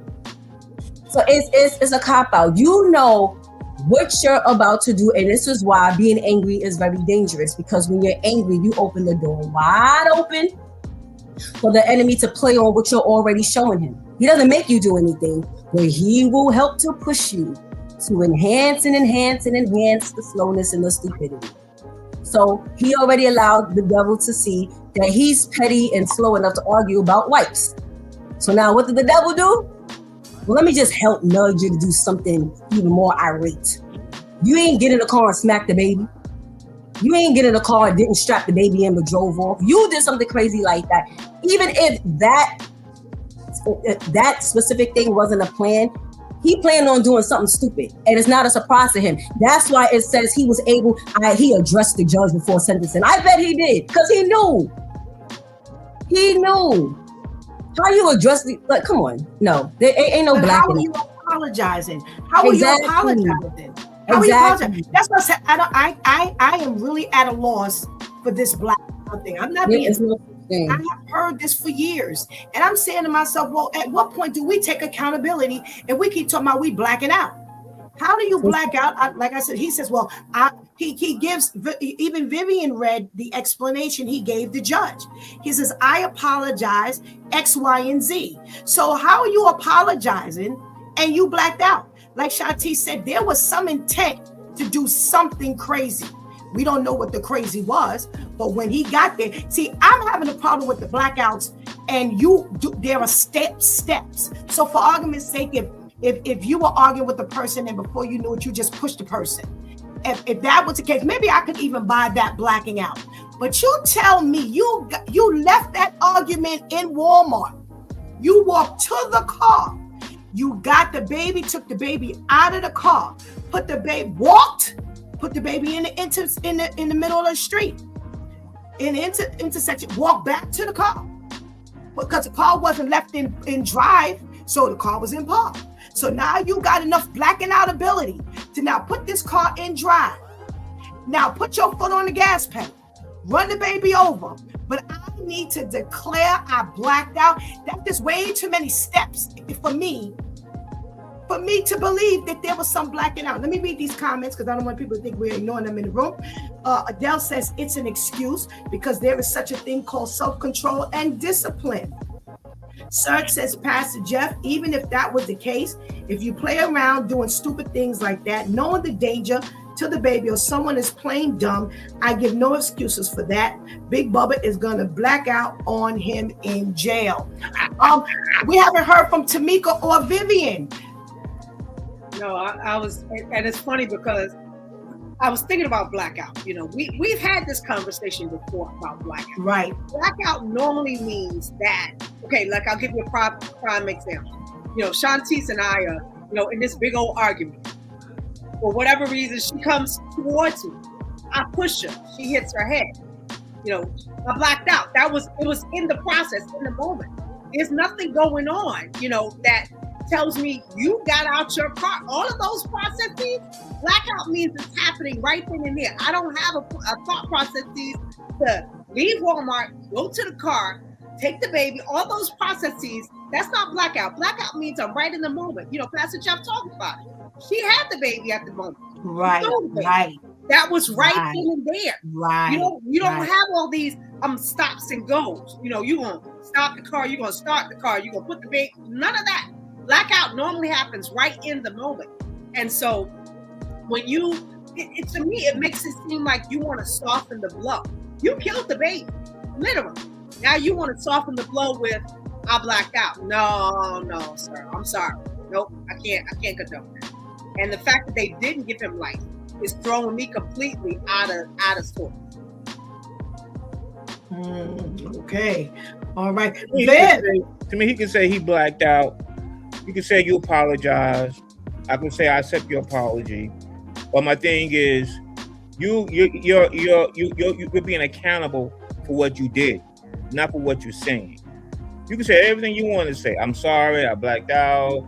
I had a bad day. I had a headache. I had a migraine. Blah blah blah. Yeah, that's okay. All right, fine. But you being accountable. Your actions speak louder than your words. So no matter what you say, to me, I don't care how long this is. You can get yours for what you actually did. It's that simple to me.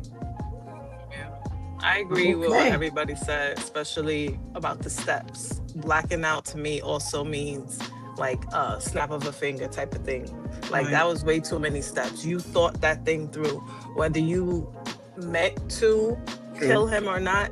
You had it in your mind. I'm gonna take this baby out, put him in the street, and run him over.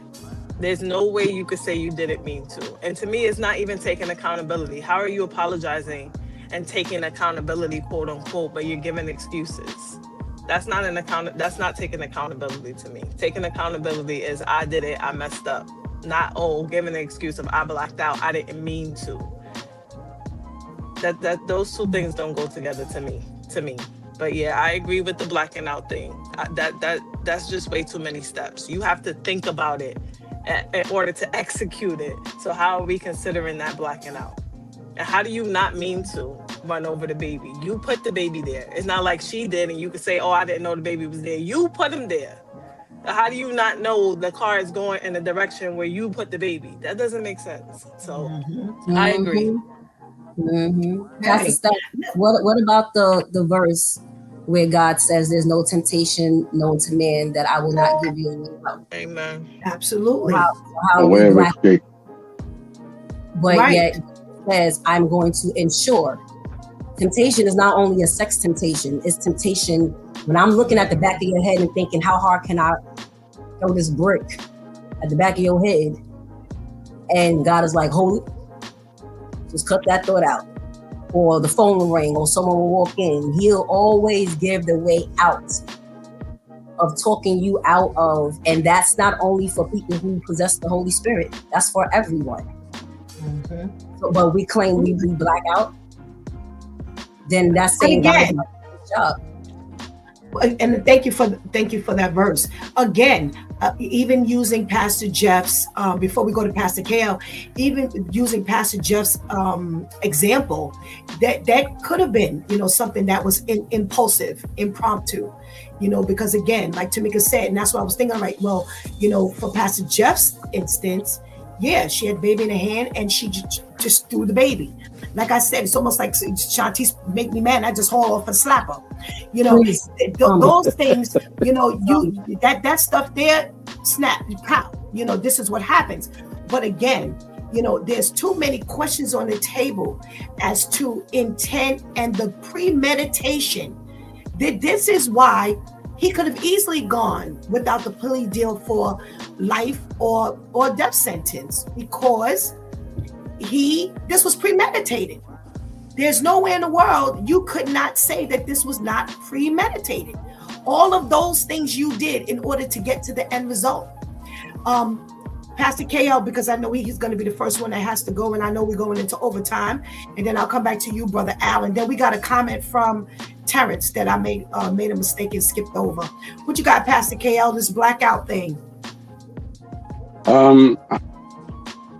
I did on everything that everybody's saying. Blackout is a spur of the moment. It's not premeditated. You don't think about it.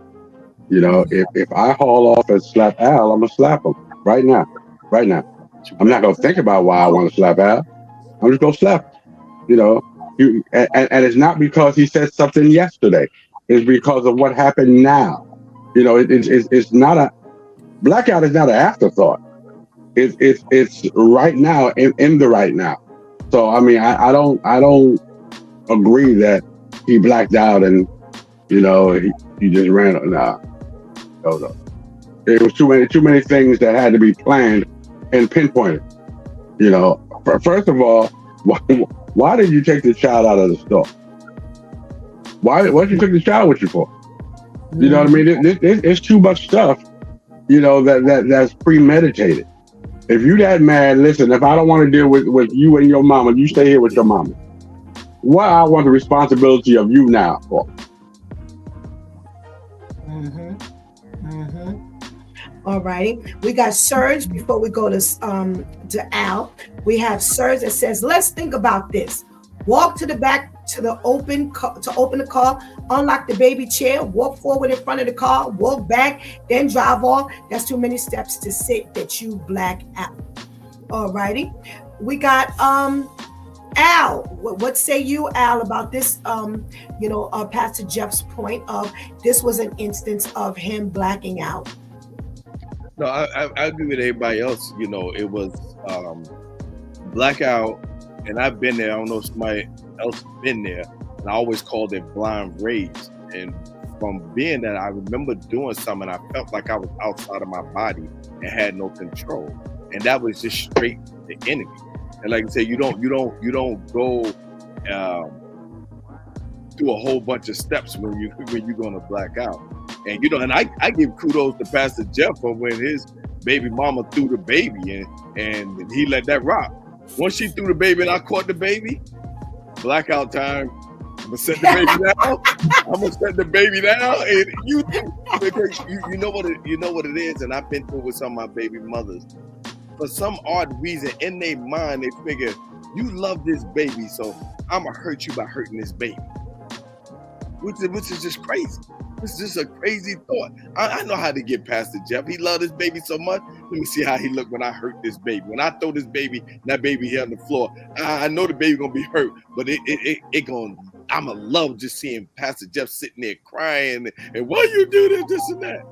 Once I caught that baby though, we all saw the Incredible Hulk and how I took the baby from her. Yeah. For a long time, she didn't get the baby back till she got her mind right. But I say, there is a thing of blacking out blind rage, but it happens right then and there. It doesn't, you think about it, and that's the enemy. That's the straight enemy. Let me tempt him. How can I make him go off? Oh, I got it. Let me have her throw the baby. That'll do it. But that's not always the enemy. Yeah, we got to take it. Yeah, it's not 99.9%. Again, the enemy cannot play on something that you're not showing him. So you've already shown a high level already of you being able to. That's why I hate people saying, take me out my character. Can't nobody take you out your character. That's still a part of you. If I'm not the type that would slap someone, I'm not going to slap someone. And then you'll be looking at me like, how you let so-and-so do something to them and you ain't slap them? That's just not in me. I may yell, I may cuss you out, or I may be the completely passive type. But I'm not going to do something like, yeah, can you provoke me to do something? Absolutely. But you're going to provoke me to do something that I'm already built to do.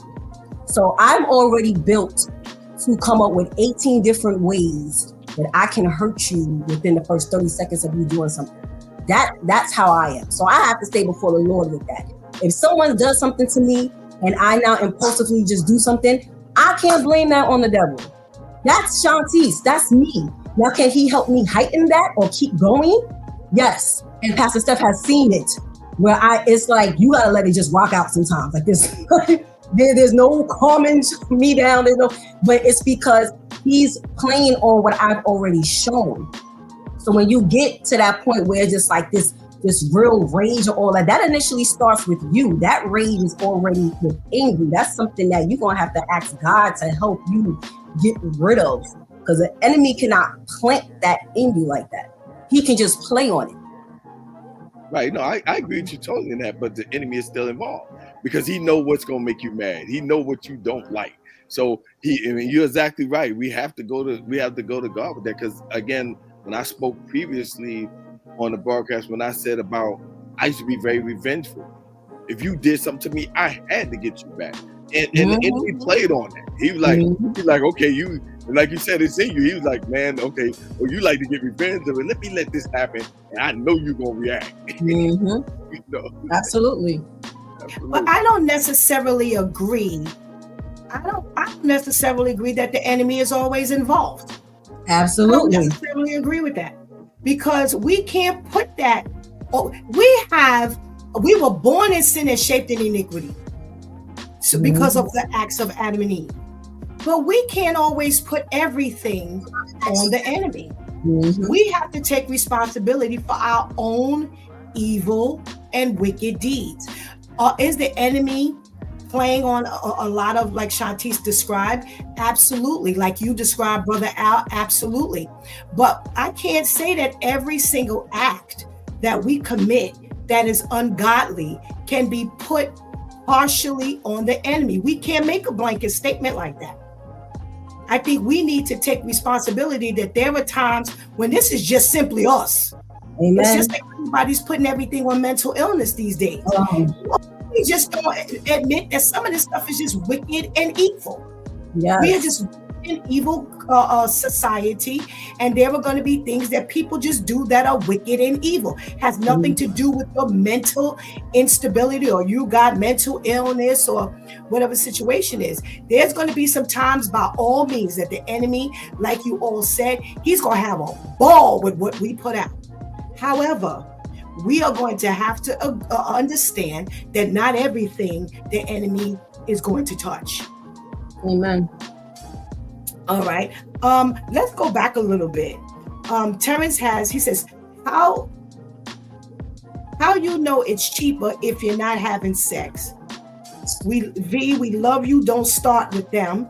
I don't know. I see this what happens when time goes by, because I don't know what this. Wait, Pastor Steph. So Terrence was saying how you know it's cheaper if you're not having sex, talking about the condoms, because we said the condoms are cheaper than something. So he was asking how you know the condoms. Oh, I got you. And then when Vivian said, and keep it in your pants, that's when he said, don't start with them. Okay. Well, listen, you don't have to you don't have to have sex to know and be able to weigh out what's cheaper. If you buy a condom, it's going to be definitely cheaper than a pack of Pampers, wipes, baby formula, and everything you're going to have to get together to even keep this baby alive. And not only that, your attitude regarding why are we arguing over baby wipes? Why are we? What could take you to arguing over baby wipes? What part are you? Is it like Tamika described, and we're arguing over brand? Are we arguing over price? Are we arguing over we got some in the house already, so we don't need no more right now? Wait till it goes on sale. What about these baby wipes? So I agree with Shantice that says if we're at the point where we gotta argue over money and wipes, we didn't need to be together a long time ago. Amen. Not just now. Yeah. So this is why we say just don't even bother. Don't even bother to have sex, because you're not prepared. As the men have said, you are not prepared to deal with the after of the oops. We know. Okay, so you have condoms that break, things like that. A transparency moment for me. I got one of the three, because I used to use a where I used to use a contraceptive that was like a what you call them, suppository, and you had to have sex within a window. You let that go past that window, oh. I thought you were a virgin. You get no more protection. So we do understand that not everything, is 100% effective. We get that, but we say just don't do it, because again, you're not ready for the after effect. The men have spoken even openly about certain things here on this during the show that indicate, hey, yeah, it's too much. Pastor Brenda says, hey, Pastor Brenda, good morning. Thank you so much for joining us. She says, Shanti says TMI. But again, we're not here because we don't know nothing. We ain't ever experienced anything. So when people say, well, how do you know that the condom didn't break? Yeah, we know. Sometimes the condom breaks. But what do we do after that? I'm not saying go to the abortion clinic, but everybody ain't ready. Everybody is not ready. Most people aren't ready. Right. So hold on, these baby wipes over here is 99 cents. Okay. What is wiping up? Baby wipes. These all sell for 99 cents. What's the problem? What are those wiping up for 99 cents? Let's make up. You know what, Brother Al? Wait, what? Wait. This is why the man can't buy the wipes. See, Pastor Steph? Well, listen, that just strengthens the argument that we know that condoms are. Listen, look at that there. Now, you go buy them baby wipes opposed to them condoms. Them baby wipes, that ain't going to help you later. They're going to help you later. That's not going to help you later. You don't know the difference between baby wipes and makeup remover. That's 99 cents. Wow. But these are the people who want to have children. Yeah. We want to have children. And we, again, on this channel, there was an issue that came up earlier, a comment that was made that said, we women know that we're headed for disaster. We're headed for danger because we see the signs. And then afterwards, we continue to go forward as though we're surprised. Like, oh, I didn't know he could do that. You just, like it has been said, we don't think. We never would imagine that. And I'm glad the men said it, that we would even get there. All right. See, Shantice, they had backup plans. You did not know about. Pastor KL said it best. You can't afford to pay for the consequences. Wrap it up. No condom use. Saran wrap. I don't know. Anything. Anything is better than nothing. Yes, Brother Al, 99 cents. Just no smell. The ladies want the ones that smells like flowers. Exactly. Yes, the ladies should always follow their intuition, like they always say, like they notice, and know that they need to stop playing God and thinking they can change men and change anything. And I 100% agree. What? And agree. Yeah, well, I wouldn't say we're playing God, but if Terrence wants to put it that way, No, I would agree with that as well. But I have yet to see one of these men speak on the men knowing they can't really pull her. So now you fake it and then show you can't make it. And this is why both ends show their slowness. Like you, Pastor Steph, said, you're as the woman, you're thinking if I stick it out long enough, if I try this tactic, if I show this commitment, he's going to change. He already know he ain't going to change, but he wants to still be able to pull and keep you. So I'm going to act like I'm changing until I can't act like it no more. All right. Let's put that out there on the floor, Pastor Jeff. Shanti says that men know, but they pretend like they can up until they can't anymore. Would you agree? Men pretend like they can't. So I didn't really understand what Shanti was trying to say. So what I'm saying, I'm not trying to say. What I'm saying is, okay, this is a fact. You know you can't read well enough to keep up with her, but you'll pretend like you can.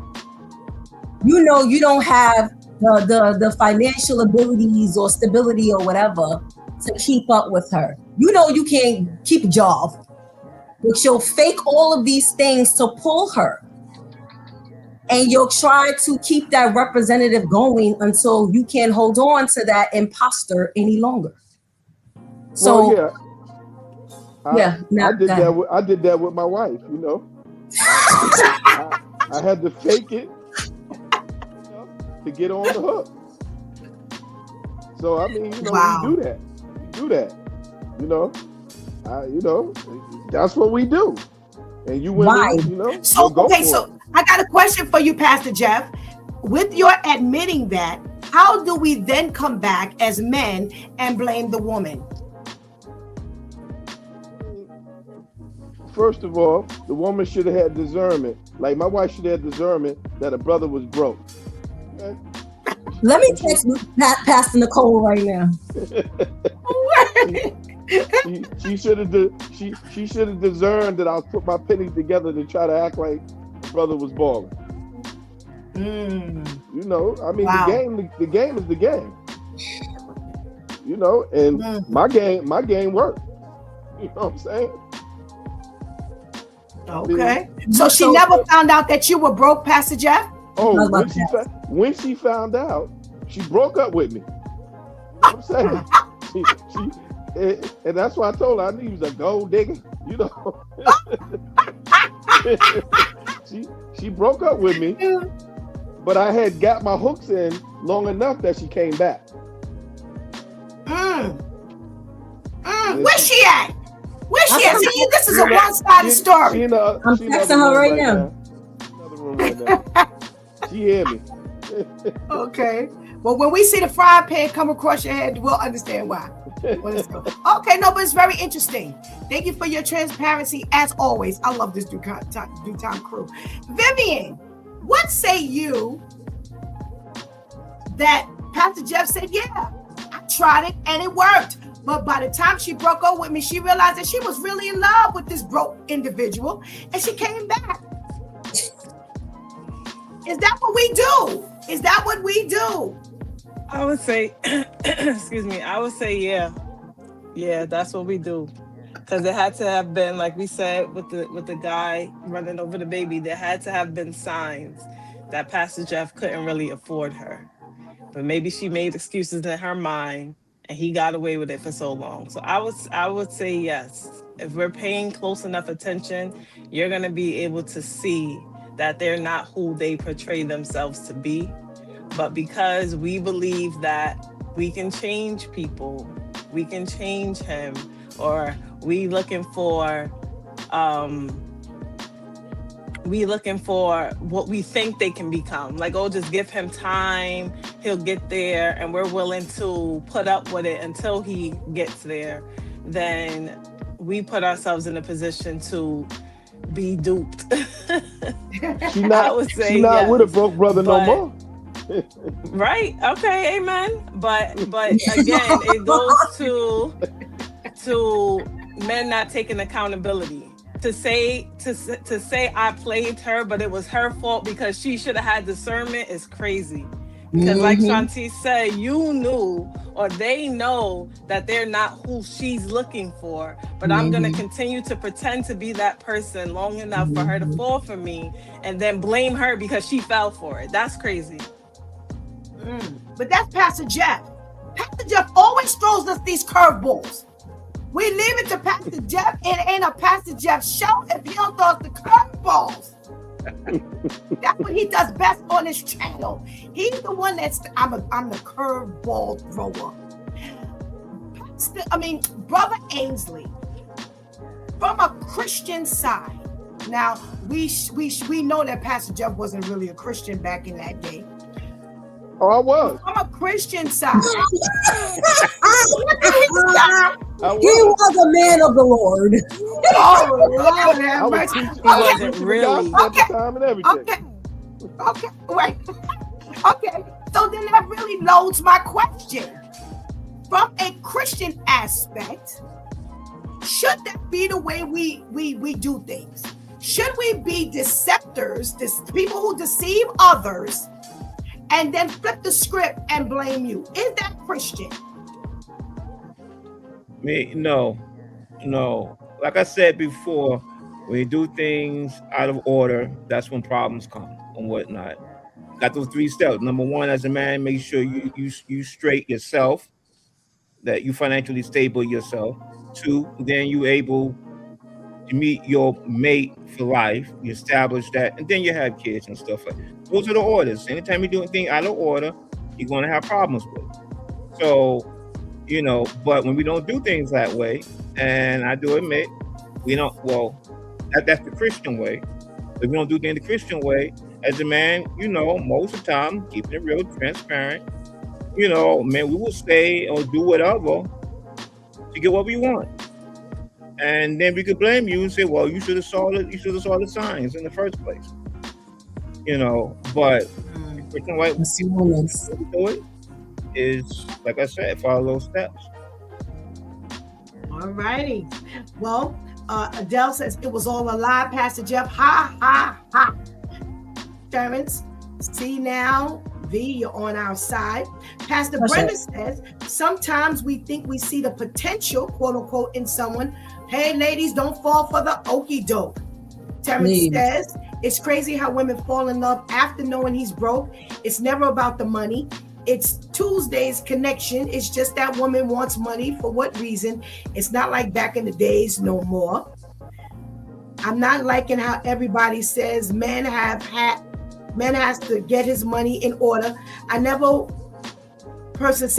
never with a person that says the woman has to get herself in order as well. That's crazy. Well, that's Adele said no, it's the man.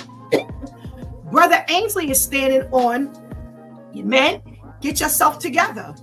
Then go out and do what you need to do to try to put a woman. Lady Tamika, what say you? There's a debate in the room. Terrence says, Lord, listen, I never expected that from the woman, so why should women expect that from the man? But it ain't the women that said it. It was Ainsley who said it. What say you, Tamika? Right. So we were talking about, in a Christian world, we should present, who we are. But let's just be realistic. How often do we do it in general? There used to be a commercial. I don't know if anybody remembers, where this person talked about all of their deficiencies, what they weren't and what they hadn't achieved and blah, blah, blah. A lot of times when we go in this dating scene, we want to put our best foot forward. We talked about, I'm going to sit here at home and eat and gorge and eat everything that I want. Then when I get there, just have a salad. No, when I get there, I'm going to eat what I want to eat because I want you to know this child, she don't have a problem eating. I want a side order of such and such and such because I don't want you to be surprised by, 2 months in, now she wants the extra. No, when we first get there, let me let you know, I'm eating such and such. We should, but how often we do. That's one. Number two, that's the thing when we purposely intend to deceive. That's where the problem goes. So 5 months in, I'm thinking that you like horseback riding. You can't stand it because you're just trying to get in. Once you get in, then 2-3 years later, now I find out you don't like the things that I like. And that's what causes the issue. It's one thing if I ask you. This is why we need to take time, because a lot of times we get in the bed and then we realize, he don't like this. He don't want to do this, or she don't want to do this. She's not engaged in it. The thing is when we intentionally attempt to deceive. Now I'm not saying put all your dirty laundry out in the first day. However, be real about who you are so that they know. When I was dating, I don't have a car. I didn't have my license. You're gonna have to pick me up, but we're gonna have to meet somewhere. I was real about that. Be real with who you are so that when you do engage in relationships, the person knows the real you and not the persona of what they think that you're supposed to. But the real me was I was the head and not the tail. That's what the Bible was telling me. So I acted like the head until I got head. Horrible. And I but needed if her. You are the head. And I needed her to get ahead. So then why not present use that? her credit. So when we go out and I say, wait, what did he say? The first thing I did was use her good credit. Look at that. What me a Eddie Bauer expedition. Lord have mercy. Lord have mercy. But why not present that? Why not Alice cracking up? Why not present you and this is why I say men as a whole, if it's not you, don't speak up, because if you speak up, it's you. Men as a whole are slow. Because if you really present who you really are, you would be surprised at what the woman would be like, okay, you know what? Because women fall for authenticity. As jacked up as your authentic self is, they fall for that. And there's a lot of comments in this chat about potential, and I have declared in the mighty name of Jesus, I am done with potential. I have fallen for the banana in the tailpipe for way too long. Didn't it pay off for Pastor Nicole? Wait, say it again? Didn't it pay off for her? I gotta call Pastor Nicole. I think Pastor Nicole may have a trick for you. Okay, I have to call her. But I have fallen for that okie doke for too many years, too many times. If you don't see your potential enough to act on it in the name of Jesus, then you can ta-ta toot-toot on to the next woman. I am not falling for anyone's potential anymore, because potential is a cover up like I blacked out. That's equivalent to I blacked out. I'm not with it no more. So you would be amazed if you went to a woman and y'all went out and she's like, oh, what do you want to order? And you was like, well, I don't know how to read. She might laugh at you real quick, right? But she just might go to your side of the table and help you read that menu and actually stick with you. But when you fake it until you can't make it anymore, the worst thing you could do to a woman is make her feel like she done wasted her time. You're done. I knew I was going to get ahead one day, so I had to work that. That's just horrible. We gotta cover this. We gotta cover this. Oh wait, Tamika was about to say something, but I needed to hear what Pastor Jeff said about the credit statement. Oh Lord, about the credit statement. Tamika, finish saying what you were saying. I'm sorry, I interrupted you for that point. But then also there are also situations where Shanti, on the other side of that coin, sometimes we as women can't handle the truth. He put it out there. It's right there in front of you. And you can't see at all. Like you can't handle the truth. He told you. I'll give you, for instance, you say, oh, do you think about me when we're not together? It is what it is. I think about you when I think about you. You said it. You don't want to hear it. You're so funny. You're so cute. And I mean, like the sad part about it is sometimes we as women don't want to handle the truth. You sitting there holding him and taking him around all your friends. You seen any of his family members? Any of his boys? Not at all. But you la because we don't want to handle the truth. So sometimes, unfortunately, we'd rather believe the lie than go with what's actually right in front of our face. I agree. All right. Brother Al, Shanti says, hey, if you a flake, it's okay. If you're not up to standards, it's okay. You just don't know which woman would actually accept you for who you are. Hearing that as a man, what goes on in your head? Well, I hear Pastor Jeff and Ainsley and all that, and I always been real. I didn't care about nothing, because that tells me that you're gonna hang by me if times get rough or things like that. I always kept it real. I never betrayed something that I wasn't. And when I was broke and didn't have no job, I let them know, woman, hey, we're gonna go out. Listen, I can't afford it right now. I'm not working. I'm not gonna sit there trying to scrape up all my pennies to take you out. I don't have it. Now, if you don't want to go or you feel you want somebody with other money, then go ahead. I always kept it real. And as I was listening to Shanti saying about potential, you shouldn't give up on potential. You never know. That will happen to my son, mother. I had potential. I was working. My goal was, I want to get a house. I'm tired of this project. She looked at it, oh, you got potential, this and that, and she didn't want to be around. And I own 2 houses. So who got the last laugh? So it's one of the biggest problems is people don't get to know each other. Like people think I'm crazy. Me and Tamika, we dated for a year before we decided, yes, we are a couple. We got to know each other. We got to know each other. People like, yo, that's too long. No, I had to get to know Tamika. Tamika had to get to know me. When Tamika met me, she thought I had a whole bunch of money. I didn't. I just knew how to to deal with my money, to be okay, you know what? I'm not gonna spend on this unnecessary because I got this to do. You know what I'm saying? And then when we decided that we was a couple, again, no, I'll tell you, when we decided to be a couple, we both, you know, Tamika had some guys she go out on a date here and there. I did as well. And we kept that real. And then when we decided, hey, we are a couple.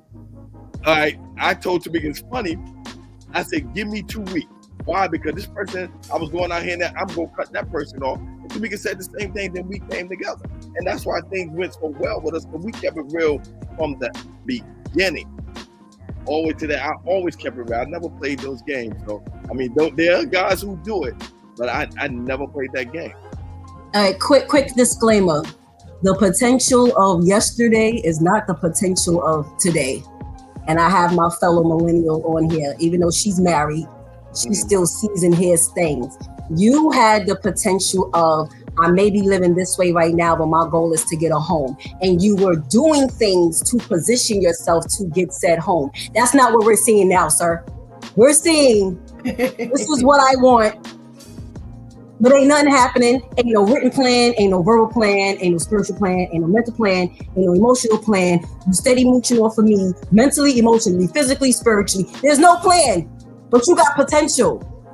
Your position, God is doing everything but literally picking up the sidewalk and smacking you with it. He's setting everything up for you to get better, do better, think better, but you're not taking the opportunity. That is not the men of yesterday. The men of yesterday described what you just described.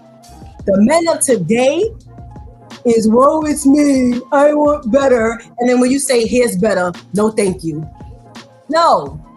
So you and your potential can go over there. If we had the potential like what you just described, that would be different.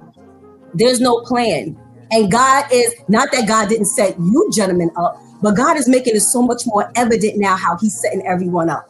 It's like, it's right, like Tamika said, it's right here. It's right, like here.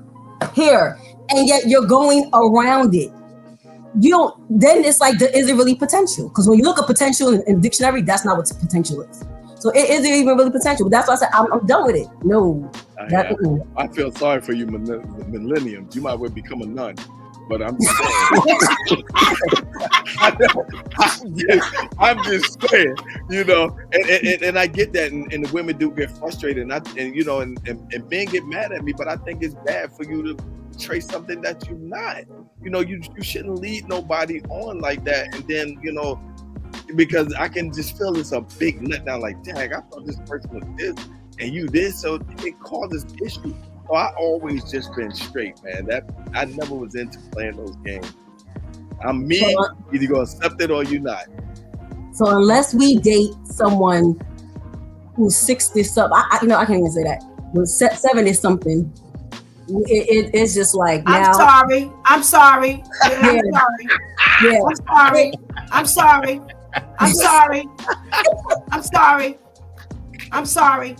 They're just as sad. They're just as sad. I'm sorry. I don't know what. The pickings are extremely slim. They're extremely. Everybody's got an excuse. Everybody got. I'm getting myself together. How are 60 and you get yourself together? How does that work? We're senior citizens. You are not getting yourself together when you about to die. We on the second of life. I'm sorry. Will you officially qualify for the AARP card? Nah. We're seniors. I got mine. I don't care what you say. I get my discount. I'm like Caleb. I agree with you, man. Like Caleb, man. You know? I don't care what you people say who are walking in the miles at 60, just crossed over 60. We're senior citizens. I don't care. We got more behind us than we got in front of us. I ain't no senior citizen. Nah, I'm close to it. You 60. Cut it out. You 69. Stop. So you just look good for your age. You look good for your age, Pastor Jeff. I'm going to have to spit. You're 69 years old. You just had a birthday. 10 years. So stop pretending. But I have to honestly say, Oh, wow. unfortunately, you millennials can't even date up. No, we gotta And I'm date like- down. We gotta wait until so and so have her son and mold him and pray I live long enough until he becomes of age. Because I got a statement to make, people. Yes. Sometimes it takes that man getting with that woman and they work it out like me and my wife did.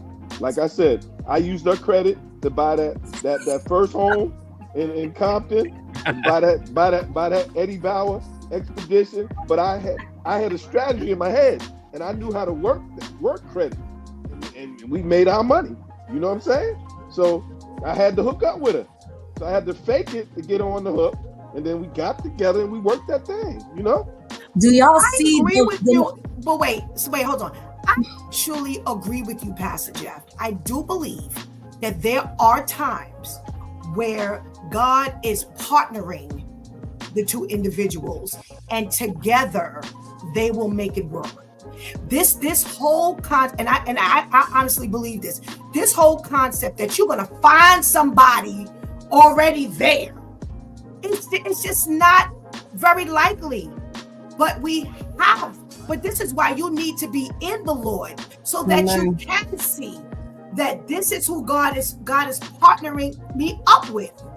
I don't believe, and I say to people, who to say you're gonna have this knight in shining armor? He's gonna come sweep you up your feet. He's gonna be why again? I always bring up Michael Baisden, who said when he was driving a train, he was a train conductor, but he was riding his bike because he had a plan to publish his book. Back then, nobody wanted to deal with somebody who didn't have a car. She could not see that, you know what, right now, there's a plan on the table. And to me, potential and plan, two different issues. You appear as though you came to the table with a plan, but you just didn't have it until you got partnered. That's different than I'm trusting your quote unquote potential. That's like faith. I can't see it, but I'm going to trust it. To me, faith is only left for God. This potential thing, like I think somebody said, Shanti said it. Where's the plan? Clearly, you were able to go to Nicole and say, hey, you know, because she wasn't no pastor at the time, but you found this woman and you were able to say, listen, I got a plan. And this is how it took off. And this is why it took off. Look at who you are today. You're two pastors, and this is what you have, and this is what you're doing. But this whole potential is a whole different issue. I'm going to go to the other millennial in the room. Do you think, Vivian, that potential is different than having a plan? Yes, absolutely. Definitely. That's exactly what makes the difference. Because we looking at the potential when he ain't doing nothing, like Shanti said. But if you have potential with the plan and you are executing said plan, it's different than saying I have a plan, but then you still twiddling your thumbs. It's another thing to say I have a plan and I can see you moving towards the goal of that said plan. So yes, it is very different. Very different. Okay. I gotta read these comments because I want to put this out on the floor to everybody else, because Pastor Jeff already spoke. He gave the whole concept of plan versus potential. And you're absolutely right, Pastor Jeff. I agree. Sir says, yeah, we men play the game, try to portray something that we're not. Then when the time comes, we say she should have known. It's not fair to her or anyone. You're doing the devil's work, plain and simple. Adele says it depends on Shantice. It depends because the red flags are there. Anika says, yeah, have a bad habit for falling for the potential, then looking at reality. Okay. Tammy says, let's use a wedding for an excuse. Ladies want all this fancy wedding, right? But it was back in the day, the female size paid for the wedding. Would you think they want that fancy wedding today? Okay. And Shantice, do me a favor. I can see. That's my guy, Pastor J. Oh, he went from Pastor KL to Pastor Jeff. All right, he can't stop laughing. That's Terrence. You got a buddy, Pastor Jeff. Adele says, not the answer though. We end up with all the pain. Facts, Shantice. Anika says, Shantice, I can't. Y'all missed why we what we first said. Facts done with potential, Adele says. Kevin says, Shantice just don't know how to pick them. It's a fancy taste. She better start eating cheaper cheese. Yikes, says Tamika. Kevin says, keep hearing men over there and women out here worse than the men. And Tamika says, y'all waiting for Naomi's baby millennials. And Charlemagne, oh, okay, I think I know who that is. How many people on the panel are currently married? All right, so raise your hand if you're married. Me and Shantice are the two from the Lonely Hearts Club. All right, so mostly everybody on the panel is married. All right, I'm gonna throw this out to you, Brother Ainsley. Is potential different than a plan? Most definitely. Look, everybody has potential. Everybody got potential to do something, you know, men and women. Let's just keep it real, you know. And back in the past, you know, for my life, there's women I wouldn't really want to consider seriously dating because, you know, to me, it's not like where you're at, but where you're going, you know. So I know some people, you know, in the projects, that just because you're in the project don't mean you got to stay there, you know. You can have a plan to get out. And, you know, and like I know somebody from, talking like from the late 80s, they're still there, you know. And I'm like, that couldn't be me, you know. But then I know somebody else from back then, they kind of like a millionaire now, you know. So everybody got the potential, but it's like, are you going to take advantage of the opportunities that presented before you? Are you going to learn from your mistakes? And try to move forward, put some kind of plan in it, have some kind of a goal or a desire for better and to do better. And, you know, so everybody has the potential to do better and be better, or where they do it, and to what extent. Some people can really get too content from where they're at. So, you know, so a brother, he might be happy just working at McDonald's. He happy just making about 30, 40K a year. Say, I'm good. I'm good. I can afford my rent and that's it. But is that really that's the potential. You know, that's why he wants to go with it. But, you know, so a plan is like, no, I want to go. My thing is I want to never leave no money on the table. You know, so I will get all that I can while I can. So, you know, everybody got potential, but you got to have that desire and take advantage of the opportunities and make it happen. So definitely, there's potential. Everybody got potential. Okay, I like that. Tamika, is there a difference between potential and a plan? Big time. You know, I'm really floored by, you know, the stuff that Shanti said. You know, you got potential, but you don't have any processes, nothing, you know. If, you know, Al and I are transparent, we're still in the process. You know, we want to build to do better.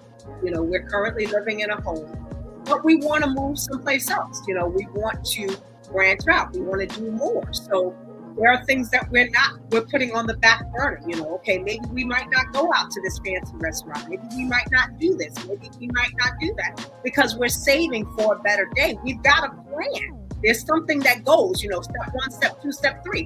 One of the steps, and just being very transparent, because we got transparency moments all over the place. One of the processes in that was me getting my license. Got it, you know, and he helped me through it. And so that's part of what you do to get to that. I can't get there. How are we going to get over there? We get to the place that we're moving to, and I don't have my license. We're moving to, our plan, our prospective plan is to go to Jersey. In order to be able to do that, I have to be able to drive. I can't wait for him to always take me here and take me there. And so you have to partner together. and be a part of the process and part of the plan. I can't say, well, I don't want to learn, and I'm going to be defiant. And then when we get there, then at that point, I'm struggling. I'm causing him more strain because I haven't been a part of the process. I'm spending money here. I'm going there while he's trying to save. Both of you have to agree. And in the process, you just have a potential. I have a potential to get my license. I have a potential to raise resources. You don't wait till you get there. You have to have a plan to get there. All righty.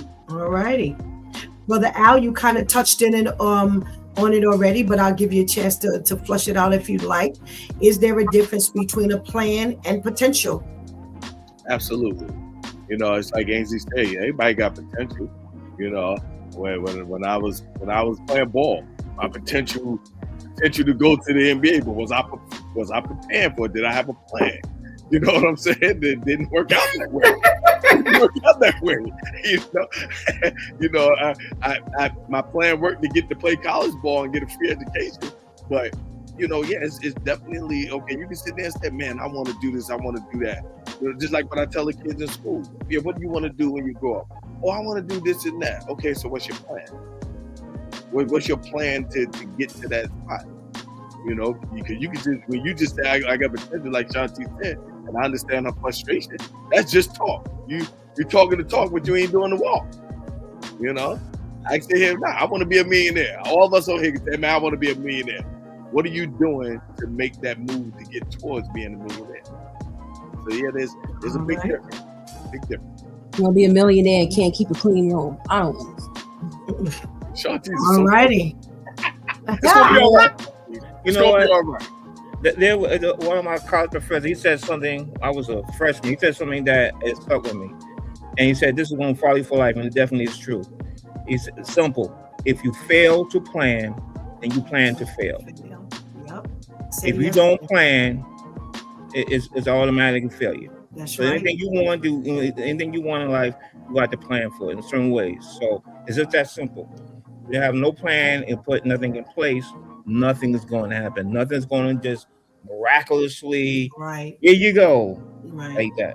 Right. So, Absolutely. And the Bible tells us so.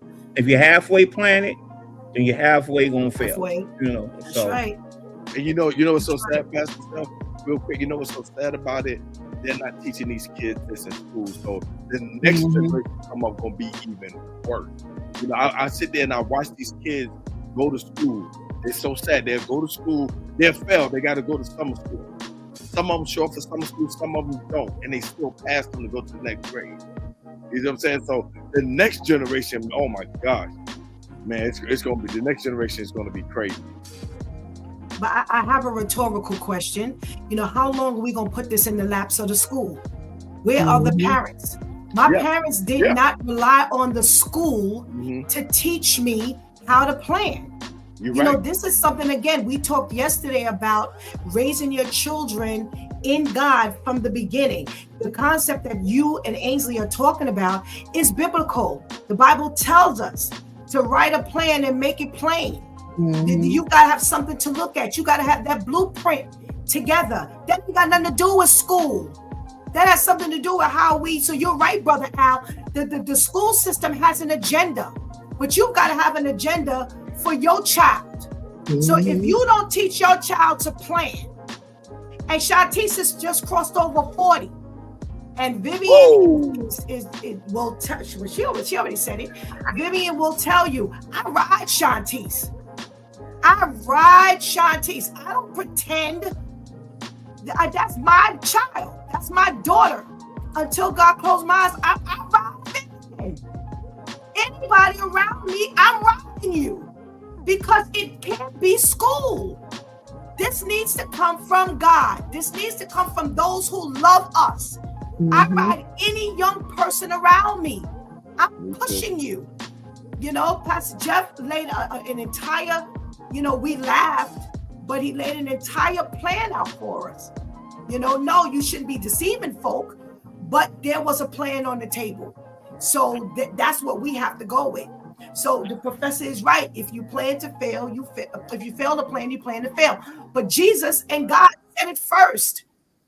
They said the word of God speaks for that. So stop leaning on outsiders to help you do your job. Oh my goodness. I wish we had more never parents. got. That's true. I Yeah. promise you. If we get parents come up Amen. to the school, I don't want my child to fail. And I'm like, but he can't do the work. And you'll get some parents come up and argue not to have their child get left back. And the school's so scared of them, they let it happen. I'm like, yo, this school system's not it, bud. This school system's not. I'll be sitting there saying, man, I'm looking at a plan, man, because I can't do it because it bothers me to sit there and watch these kids fail. And it's like they got the world. That's why they're so disrespectful to adults. Nothing happened. They do what they want to do, and nothing happened. The parents defend them, and I'm like, oh my God, I need to work in the office now. I can't do it. I can't do it. It's very difficult, especially when you're running up against parents. And that's because the parents don't have much for themselves. Because a parent who is goal oriented, they're not going to accept their child not working hard. They're not going to push their child through or encourage you if they're a hard worker. Let me say, I'm going to say this and then I'm going to thank everybody. Brother Ainsley said something to me quite a few years ago that I was very impressed with. And I may have said it on here already.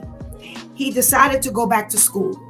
And I was like, Ains, go ahead, boy. You got it. Because I ain't doing it. He said, I'm encouraging my girls to go to school. He said, but how can I expect them to do it when I myself haven't completed the task? That's a parent. That's a parent who says, I'm pressing my way and I'm encouraging my children to press their way. He's not going to be one of them parents that stand up in front of you, Brother Al, and say, well, you know what? Go ahead and pass. I don't want it to fail. He's pushing. And to show the girls that he wanted to push them, he had to show them that he was willing to push himself. That's the parent. That's the parent. And kudos to you, Brother Ainsley, because that's the way we parent. That's the way we parent. And I'm going to tell you something. You gave me a whole lot that day. When you said that one little thing, I was like, yo, I ain't going back to school. I'm about to say, we going back to school, Pastor Steph? We going? No, my Bible is the school. Boy, the education God going to give me. But have I not taught from what God has given me without going back to school? But the same way Brother Ainsley has pressed his way into that part, I've pressed my way into the Word of God. So we both have come up, just in two different areas. Amen. So kudos to you, Brother Ainsley. That answers to what I was saying to you, Brother Al, about them parents who come to school begging you to push their child through. That's because they themselves are not willing to work. But I can show you better than I can tell you. And that's what Brother Ainsley did. Next week, God spares. We have a short week, so we loaded up today. Next week, God spares, we have another short week, and we're going to do this again, and we are going to address that video. So Vivian, next week, give us 2 socially conscious points, one with a wild story and one with a general. We'll do those 2, and then we'll load up with the guys to discuss. Thank you so much. We have had a wonderful conversation. Thank you so much for joining us. Welcome back, Viv, for the short moment. Welcome back, Tamika. Thank God for your voice being restored. Thank you, Brother Ainsley and Brother Al, for just waking up early and joining us on this Wild Wednesday. Sure. And but Pastor Jeff, thank you so much for joining us. Pastor Jeff, come back with us next week, Wednesday, where we can discuss that video we saw. Okay? Are we doing Monday? Yes, we'll be here Monday. We're not going to be here for the rest of the week. So we loaded up for everybody who wasn't on already. We had Pastor Brenda and Pastor Vinny on yesterday. So I opened up the floor to everybody who was going to be on this week, but we're not having any show. Thank you. Have a blessed rest of your week. Thank you so much for your contribution. We pray you have a blessed week and weekend. All right. See you Monday, God spares. Take care. Yes, indeed. Ainsley, check your messenger. All right. Oh, wow. Well, we loaded today. We had a fantastic show. Unfortunately, we can't do this more often, but thank God for Viv being off today, and Lady Tamika getting her voice back, and Brother Al, Brother Ainsley, and Pastor Jeff being available to join us today. Made for a wonderful conversation. Thank you, Brian, for jumping in and throwing out that controversial statement, and for us to be able to flush it out. And my prayer is that, we come together and we agree. And after everything is flushed out, we all agree on the same thing. When it comes to responsibility, and I started this on Monday about responsibility. Whose responsibility is it to do what God has given us to do? And when we decide to parent, as these two people did, God automatically gives us a responsibility, and that is to care for that child. Even if we don't, quote unquote, care for one another, we have to care for that child. Now, I said to Brian, I said, stick around and you'll hear some things that sound a little unconventional, and but you'll get it, hopefully. Preferably you'll get it. And one of the things that I have, everybody knows that I always say, God gave me a young congregation. And one of the things I say to the men who come to church, and they come to church, they were in church every Sabbath. They were in church. And I said to them, let me tell you something. I said, all of you got kids. Them kids ain't here. They are all with mothers who don't want to know nothing about God. It's not like you going to church and then they let you pick up the kid and bring the kid to church. It's not like they are going to church. So now the child gets no God. And one of the reasons why is because there's this battle between mom and dad. Well, let me show you why that's not healthy. Number one, this is what you're allowing the child to see. The child is with the father talking against the mother. The child's with mom, child talking about against the mom, talking about the dad against the dad in front of the child, to the child. We know of many relationships with the children have secretly been destroyed because you're smashing the opposite parent. If you would only know, parents, if you would only know how many young people have said to me that they have been destroyed because of this cross throwing of the darts and the arrows, you'd be surprised at how they never pretty much recovered from that, because there was no God. There was no assistance in someone helping them. And one of the things I always told the men is, let me tell you something. You don't love that kid if you don't love their mother. Pay attention. Let me tell you again, unconventional. Pay attention. Here's my thing. Whatever got you in the bed, you procreated this child, whether it was in love, was a one-shot deal, was a dare, you two were drunk, drugged up, tricked, I don't know what happened, but you made this child together. If you don't show at least some level of being civil to one another, then you don't love that child. Because what's going to help that child grow? You don't have to love that opposite parent, but your mutual respect is what's going to help that child grow. And I said that to the men all the time, because why? They would be bashing the woman. And I said, I know she's about nothing, just from what I hear. And one thing anybody will tell you, I do not side with the women. I do not side with them. Whoever is wrong is wrong. Whoever is right is right. But I used to tell the men, I said, you're always mad at the woman. Don't show that to your child. Whatever you do, handle that on the outside. If she's bashing you, then let that be on her. If I had the woman in my possession, I would say the same thing. Stop talking to that child about that father. Stop crossing over in front of the kid. They ain't got nothing to do with them. Stop. I don't care how mad you are. Cut it out, because you're only destroying the child. And I'm telling you, as a person who deals with young people who come from broken homes, who come from absentee parents and all kinds of situations that were not perfect, it destroyed this young person. And now they can't even have a decent relationship because it just keeps getting perpetuated. keeps getting perpetuated. So thus I say, stop. If you gotta, Shanti says something so profound. When you abstain, your view is just, enormous. You get to see so much when it's not about the bed. How can I prove this to you? I want each and every one of us to go back into a relationship we had. Prior to us getting in that bed, boy, it was flowery and rosy, and we loved one another. We could get along, and we laughed and joked. Time we got in that bed, and he didn't do what we expected him to do, or she didn't do what we expected her to do, was downhill and fast. Why? Because that bed changes the dynamic of any relationship.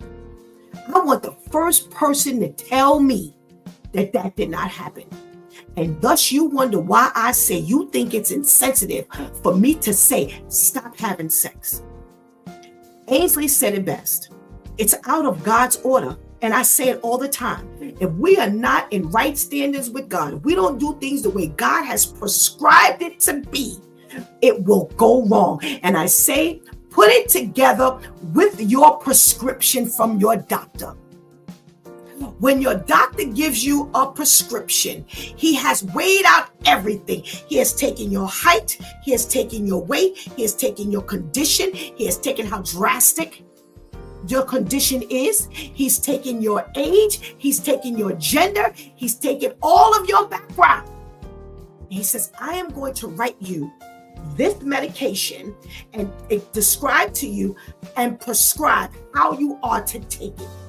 And if you think you can take your high blood medication 3-4 times a day when the prescription says take it once, and it's not going to go wrong in your body, you better think again. You'd sooner do better not taking the medicine at all than to take that medicine incorrectly, because that's what's going to do the bigger damage.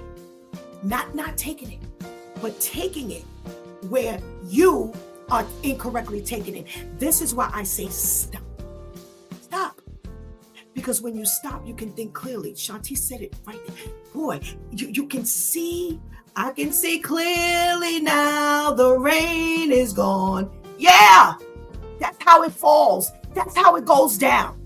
You can see plain through everything when the bet has not become a part of the equation. I want anybody to put in this chat room that they have ever experienced that. It happens every time. It changes the dynamic. Now, it doesn't mean that you can't recover and get it right, blah, blah, blah. But how often does that happen? It continues to go downhill. So you may think I'm being a little insensitive, or, I'm being unrealistic. And no, I'm not being unrealistic, and I'm not being insensitive. I've been given this channel to give you the truth. Now, how that hits you, it's on you. But one thing I want you to do is to search the scripture. Ainsley said it best, and I always say it. For those of you who are new, who've never heard me say it, I always say, don't try to do it your way. I don't have one time where I tried to do it my way, and I don't know anybody on that panel. Everybody on that panel has been quite transparent, and it came out today. I tried to do it my way, and it was a mess. Pastor Jeff, at the end of the day, it worked because there was a design partnership there. But what happened in between? He said they broke up. They broke up because it was his plan. If God had it for the two of them, he would have had to lie in order for it to work. But God works sometimes in our favor because that's his plan. But when it's not God's plan, we're going to find ourselves being in a mess up situation. So when she looked and saw all of the signs, because again, I agree, I co-signed that she saw some stuff that wasn't right. Even if she didn't see this guy at the height of his madness, she saw something that said, I need to get up out of here. Take my kid and run. Now, that's the other debate I get into. Oh, now you're telling her to take him from his father. Well, opposed to him being dead or hurt. Yeah. I need to do what I need to do to save that child's life. And I'm speaking from personal. I'm speaking it from personal. when I was in an abusive relationship, it looked like it was going to be the next man in line, which was Shantice. I was gone. I was gone. And I let him know, nah, you may have done this to me, but that's it. It stops here. So whether you want to blame me or whatever, but you speak to her and ask her, was that the best thing that I could have done for her? And see, here's the funny part. When you tell us to leave and we leave, now we become the blame. Now that's the other thing we get blamed for. But I'm going to tell you something. For Stephanie Griffin right now, I have one source of reference. Whether anybody agrees with me or disagrees with me, and I go to the Word of God. Anything I do or I don't do, I stand on the Word of God. And God has put me on this platform to encourage you to do just that. Every situation is not going to be the same. Every situation is not going to be the same. But God is the answer to whatever your dilemma is. That is the same. I may not be able to do the same thing that Vivian does, Tamika does, Shantice does, Ainsley does. I may not be able to go to those same steps. But if we all follow God, then you better believe that that's going to be the outcome that we are going to be served best with, because it's God's plan for our life. And when I defer to God's plan for my life, the creator, the author, and the finisher of my life, I cannot go wrong. I don't care how great it looks, or how great my plan looks, but when I defer to what God has, that's when I know it may be a little rough, because remember now, whatever I've done already has to be undone. I'm gonna have to live some of that stuff out. It's not gonna be that nail effect, as much as I like for it to be the nail effect, and once I change, everything changes with it. Nope, some things gonna have to be that screw effect. I'm gonna have to wait till that thing gets worked out and worked out and worked out and worked out until I see myself clear. And that's what God wants me to encourage you to do today. Pick up that Word of God and see what God says. God clearly says, don't have sex. So now I've been claiming, oh, you're being insensitive. Y'all please stop saying that. And here's the interesting part. Brian, you said you can't wait to get to church to get that debate. You let somebody pull out the Bible. What does God say? God says no sex. It ain't us. It's not us. You go to church and you let them pull out the Bible and they tell you God to have sex. You in the wrong church, my brother. So go ahead to church. Go to church and let them open up the Word of God and see what the Word of God says. God says abstinence. And there's a reason why God says abstinence. He has that plan. He knows who we are. He knows the failure of man, male and female. So let's get on the bandwagon of just doing things the correct way. So whether we're talking about partnering up with the wrong male or female, whether we're talking about getting the wrong job, whether we're talking about incorrectly raising our children, whether we're talking about anything on this earth, if we don't do it the way God has instructed, even if we were somebody's boss, but if we do it wrong, we're not going to get the right results. It doesn't matter. There's a prescription for how we do everything. That Word of God gives us guidance on everything. There is nothing. We talked about making a plan. There you have it. The Word of God says, make a plan, write it plain, so you can have something to reference. Everything you do, go to the Word of God. Am I doing this correctly? That's the bad part. We rather take our own understanding opposed to putting it before God. Put everything you do before God and let God show you what it is that you need to do. Boy, we have had an extended show today. There have been a lot of things that have said. I pray that you have truly been blessed. Again, this is a short week for us. We're going to let the Due Time crew have their, a time off from work and school or whatever they do. We're going to allow them to get up late. They don't have to get up very early. We used to have shows on holidays and everything, but the Lord, dealt with me, give them a break. So thus the break, guys, and traveling, so now we don't have to have a short due time crew because some are traveling and things like that. Monday, God Spares will be back. All right. You've been watching It's Due Time with Pastor Steph. Join us Monday through Friday from 7 a.m. to 9 a.m. where we discuss matters of the heart, mind, and spirit as you go through your day. Be sure to set your mind on things that are above, not on things that are on the earth. They will only serve as a distraction. Remember, prayer changes things.